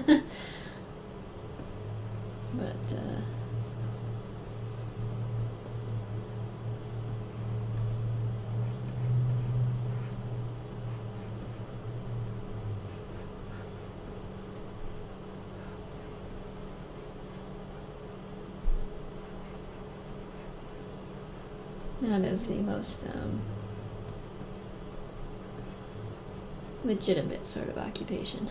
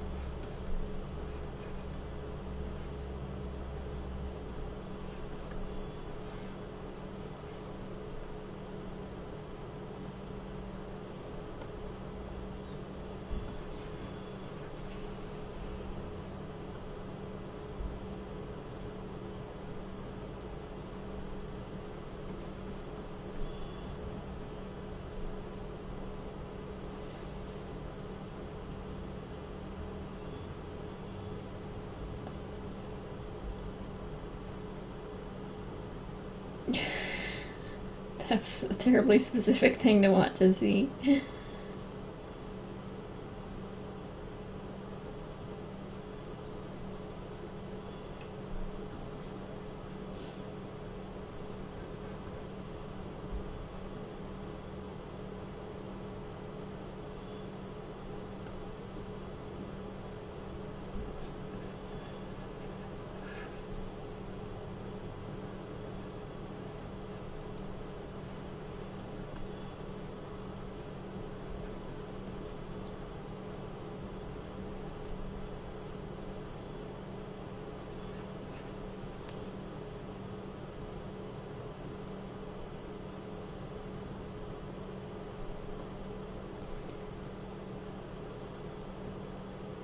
Resident says, do you have any open references for their outfits somewhere, or are you playing it by ear?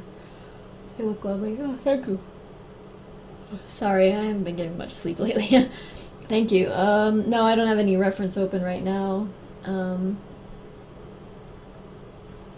I was looking at some stuff when I was doing the thumbnail drawing, but I'm just kind of winging it right now. Just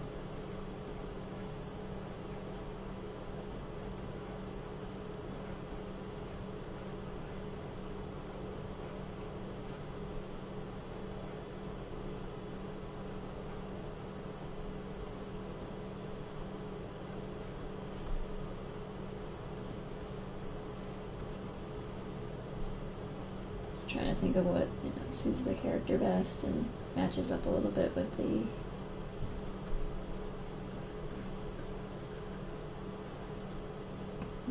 aspects that they're representing.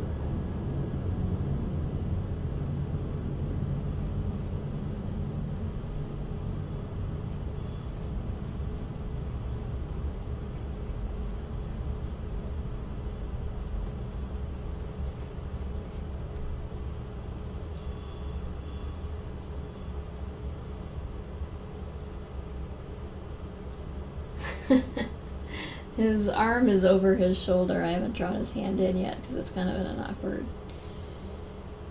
awkward place, so I might change his arm position.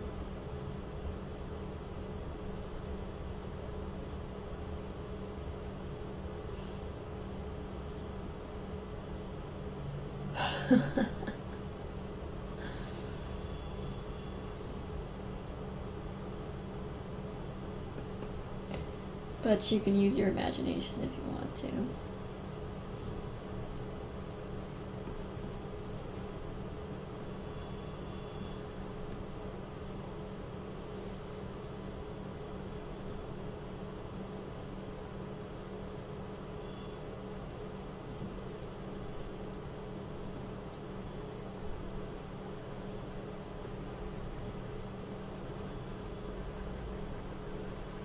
Hand should be about here.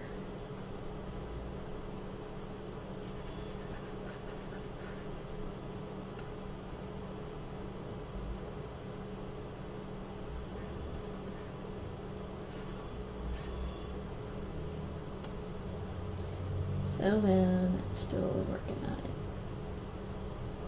It's not all there yet.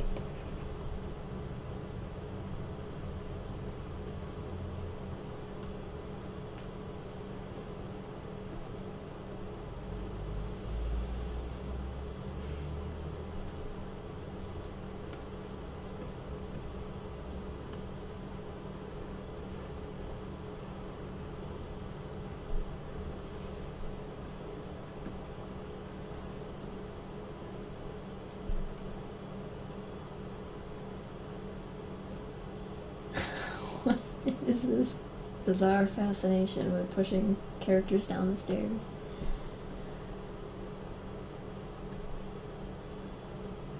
Rocky already fell down the stairs. He does it all the time. It's kind of an art form, really.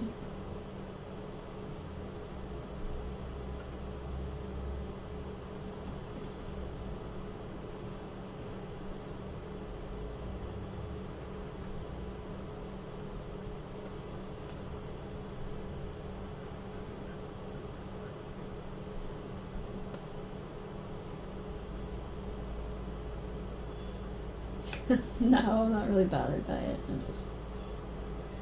I'm bemused. I don't really know where it came from. It seems like it comes up every live stream.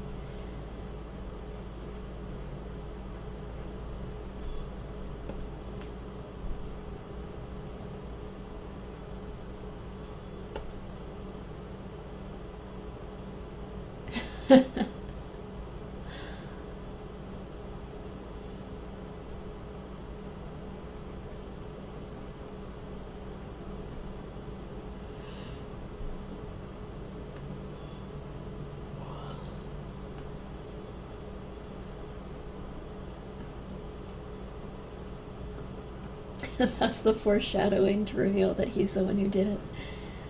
I don't know. I don't think he could actually manage to push someone down the stairs without also falling down the stairs himself.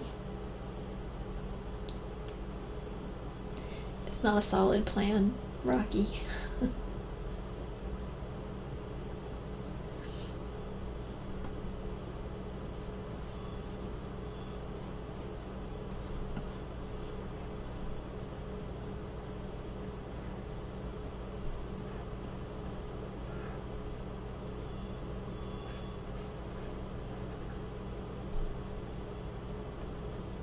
If he's really looking to do Nina in, he's gonna have to try harder than that.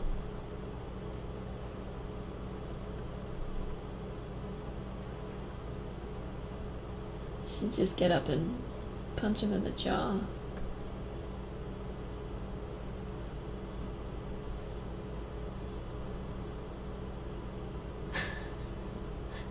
She'd just step out of the way and he'd go tumbling down. Wouldn't even need to give him a push. Just let gravity do all the work.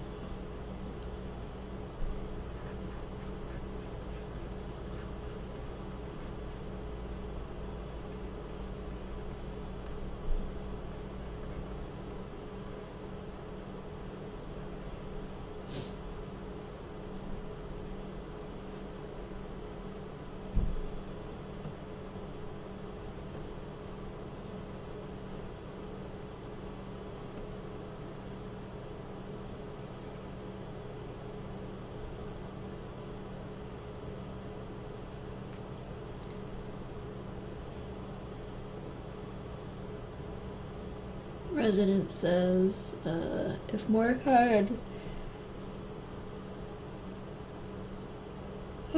sorry, I'm so tired. If Mordecai and Mrs. Babka were to meet, how would it go? I feel like Mordecai just wouldn't be able to bring himself to be curt and rude to her.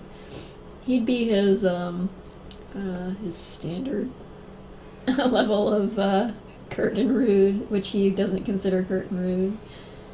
He thinks he's just being, I don't know,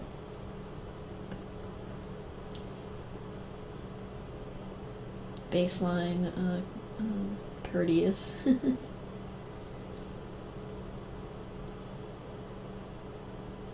Respectful without being obsequious. Even if he came off as, to everybody else, as cold and mean.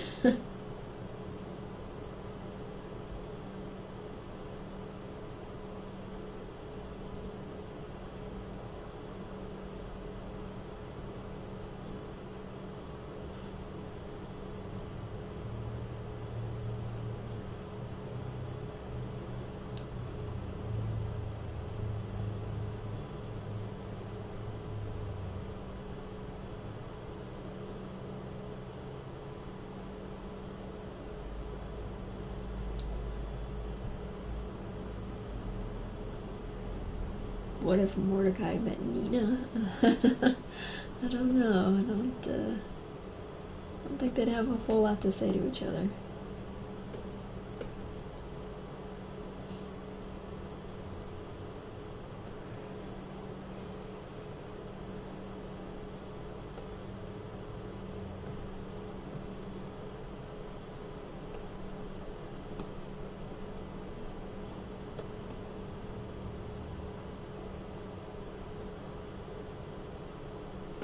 They would have that in common there. Nina's pretty fastidious.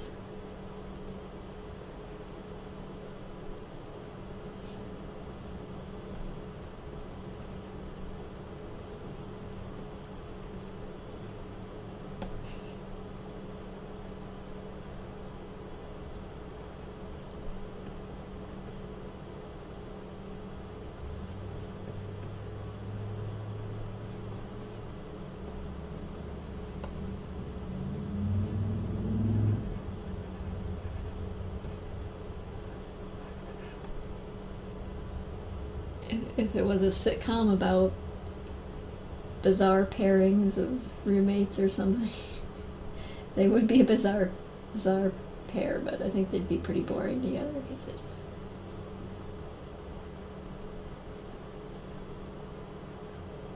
they wouldn't clash quite enough, I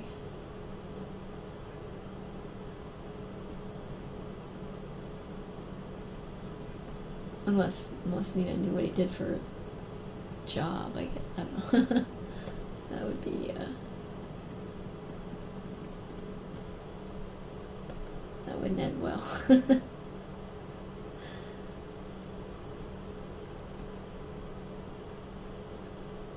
It'd be a really, really boring buddy movie or TV show. And they both hate Rocky. Well, I wouldn't go so far as to say they hate him.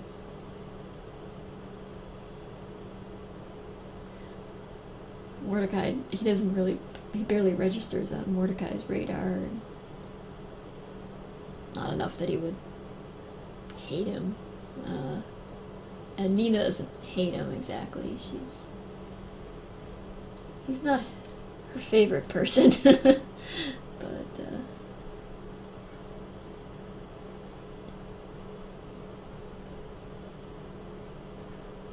she still cares about him in her own crotchety way.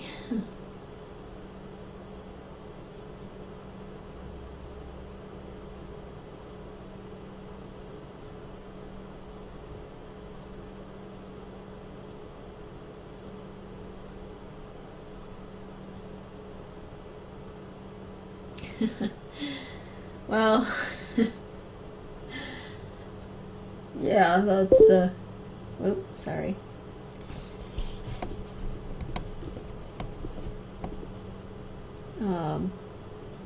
After watching him eat waffles. Yeah, the waffle thing wouldn't go over well, but one of those comics where it's like, did that literally happen? Probably not.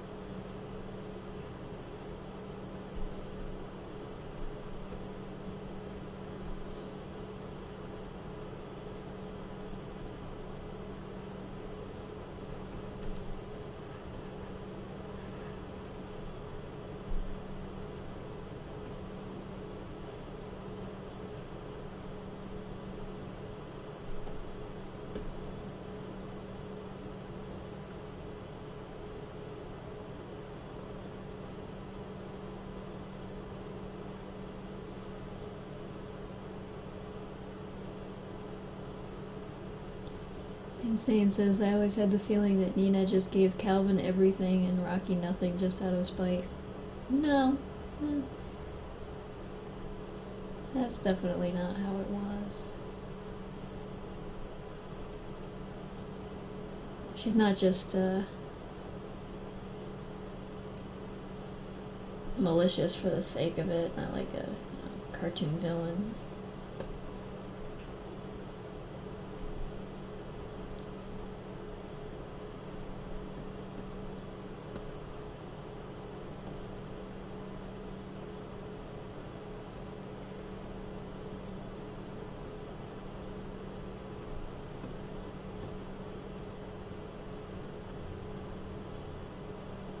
Rocky as a child would have been a very difficult difficult one.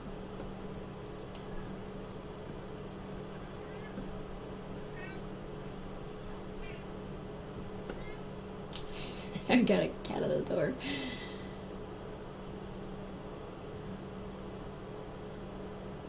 Rygark says, will it be revealed what's so bad Rocky did that gained him banishment? Yes.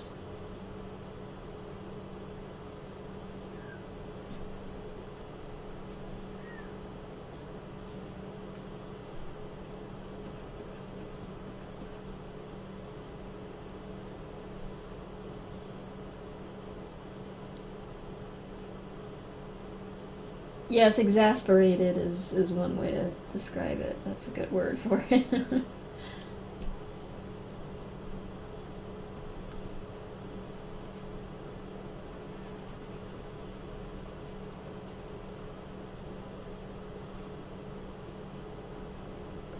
And he reminds her of unpleasant things that happened. But he also reminds her of her sister, so she's got, conflicting feelings about him.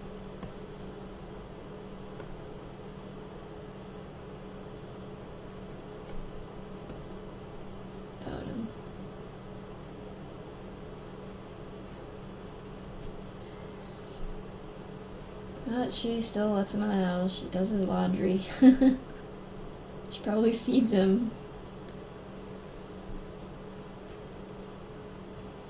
On a fairly regular basis, so she's not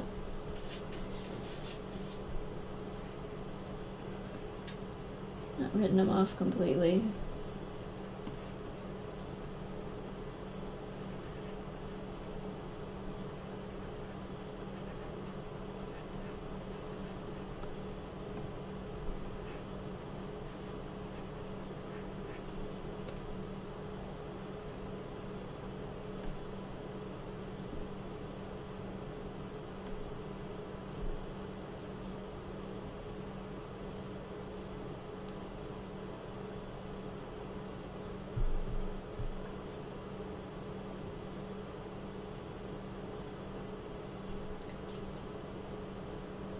Ragark says, I missed your answer. Oh, to the will it be revealed what's so bad Rocky did that gained him banishment question.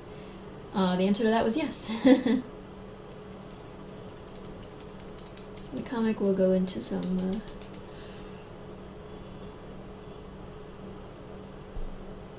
further detail about that situation.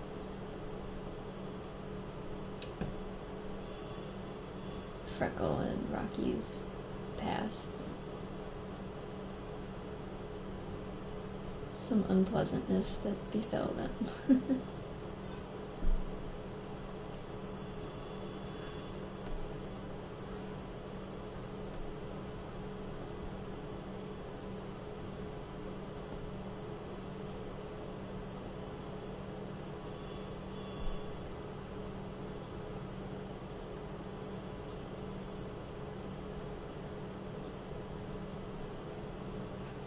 That is pretty dark.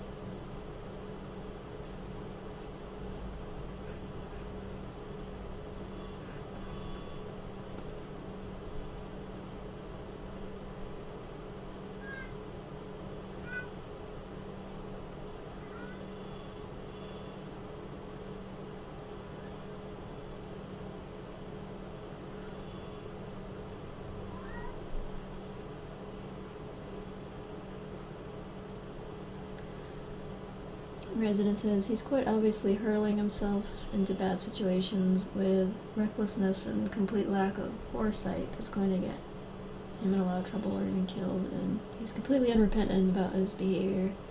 There's nothing she can do to prevent it, so she's got to be a bit disgruntled when he comes around, as flamboyant and flippant as he does. Well, she doesn't quite know as... She's not quite as savvy to exactly what's going on. She certainly suspects he's not up to. Nothing he does is exactly exactly as straightforward as he might pretend that it is. But in similar fashion to the Mordecai's accountant story with his family, Rocky is a musician, just a musician.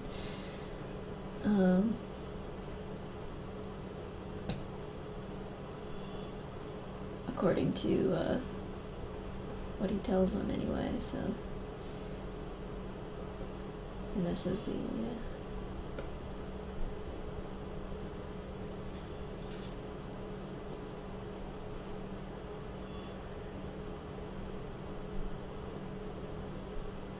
so it's not entirely clear to Nina at this point in time that Rocky is running alcohol for a bunch of gangsters.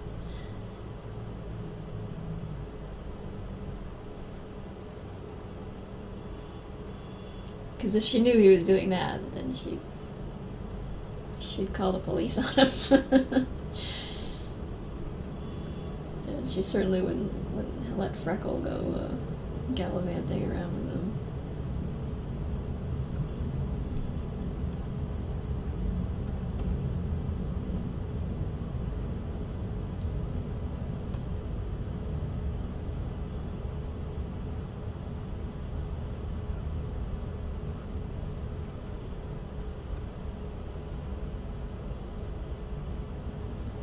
Yes, well, I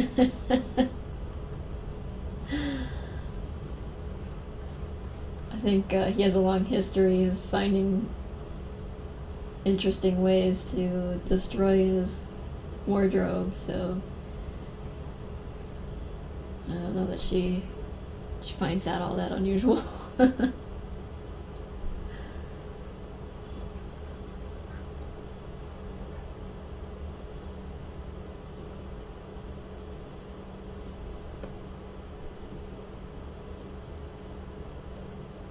Like I said, she's not entirely, she's certainly not naive about the kind of person that he is, but I think she would put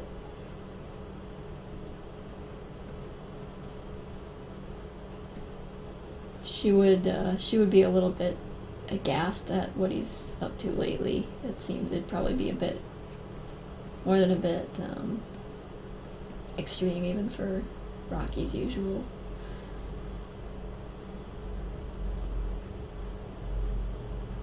So she's not quite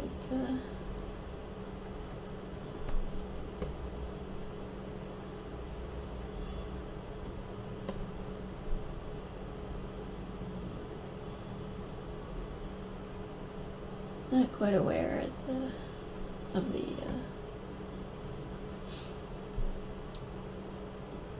drasticness of the present situation.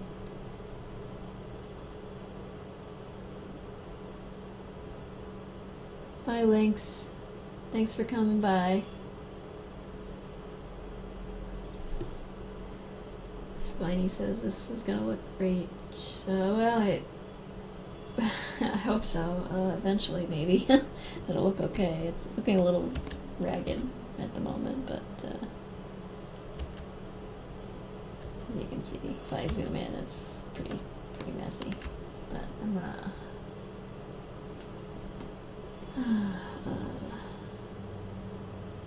do some more work on it.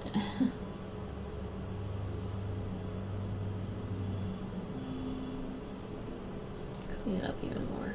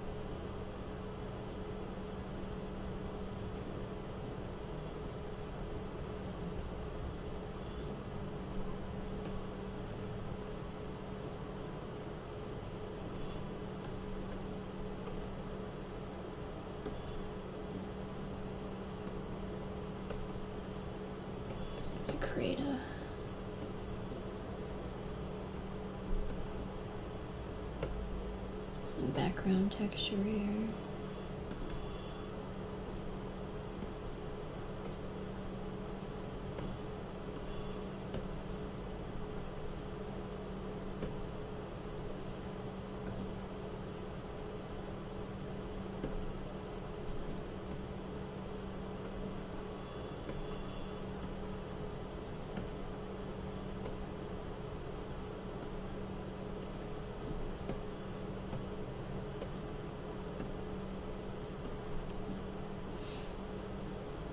Good night, Matt. Thanks for being here, coming by.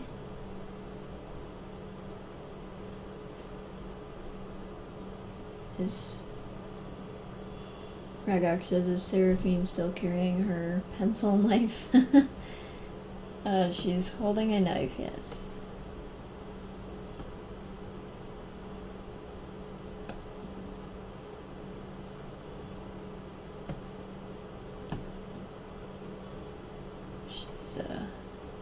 Doesn't seem to be pointing it at anybody threatening to draw on them with it, though. So at least there's that.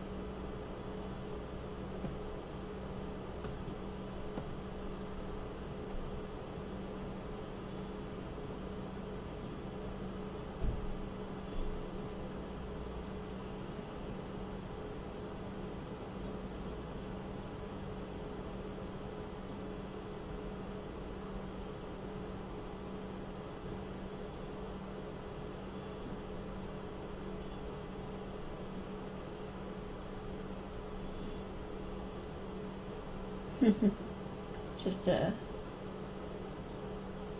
to get a little texture in there.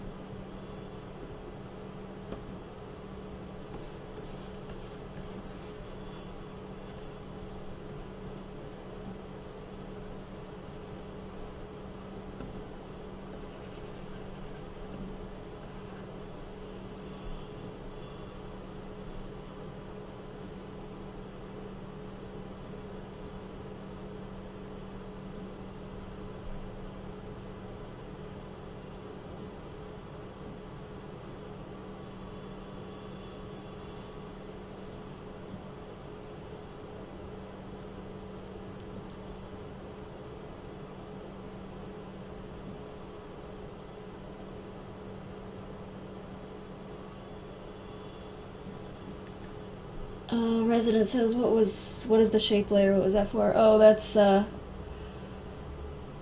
the oh, we're just adding some straight lines. Sorry about all the yawning. I'm so tired. For Nico's cane here. Might not be able to see it because the lines are so small, but I wanted to make sure I got some straight lines in there.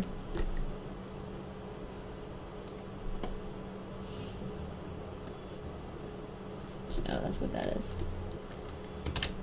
So collapse it into. Oh, collapse it into this. There.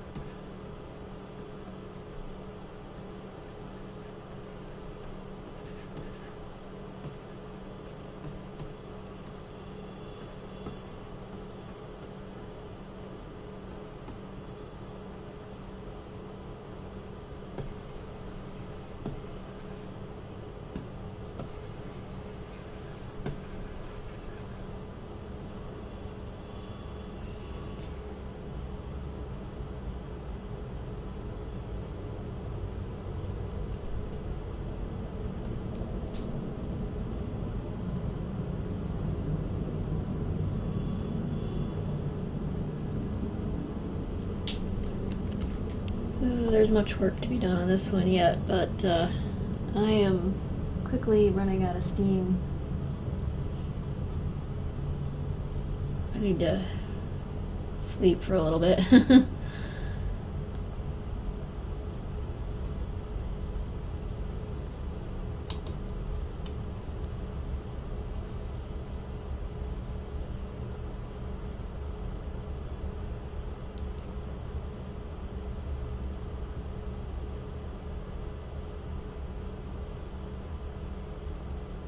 Yeah, I'm gonna, for a little, maybe take an hour and a half nap or something, and then try to get back to work and finish up that comic. Get that up there for you, and hopefully I'll have time to squeeze this in before Halloween, so I can post it up on Patreon and get it done. Thanks for joining me here tonight. As always, I had fun talking to you guys. Thank you.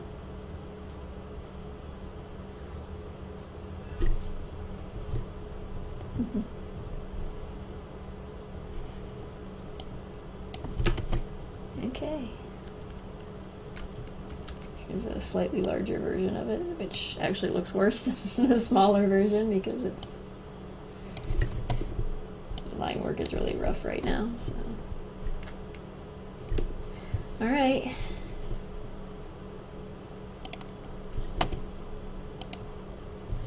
Thanks, guys. Have a good night. We'll do this again soon.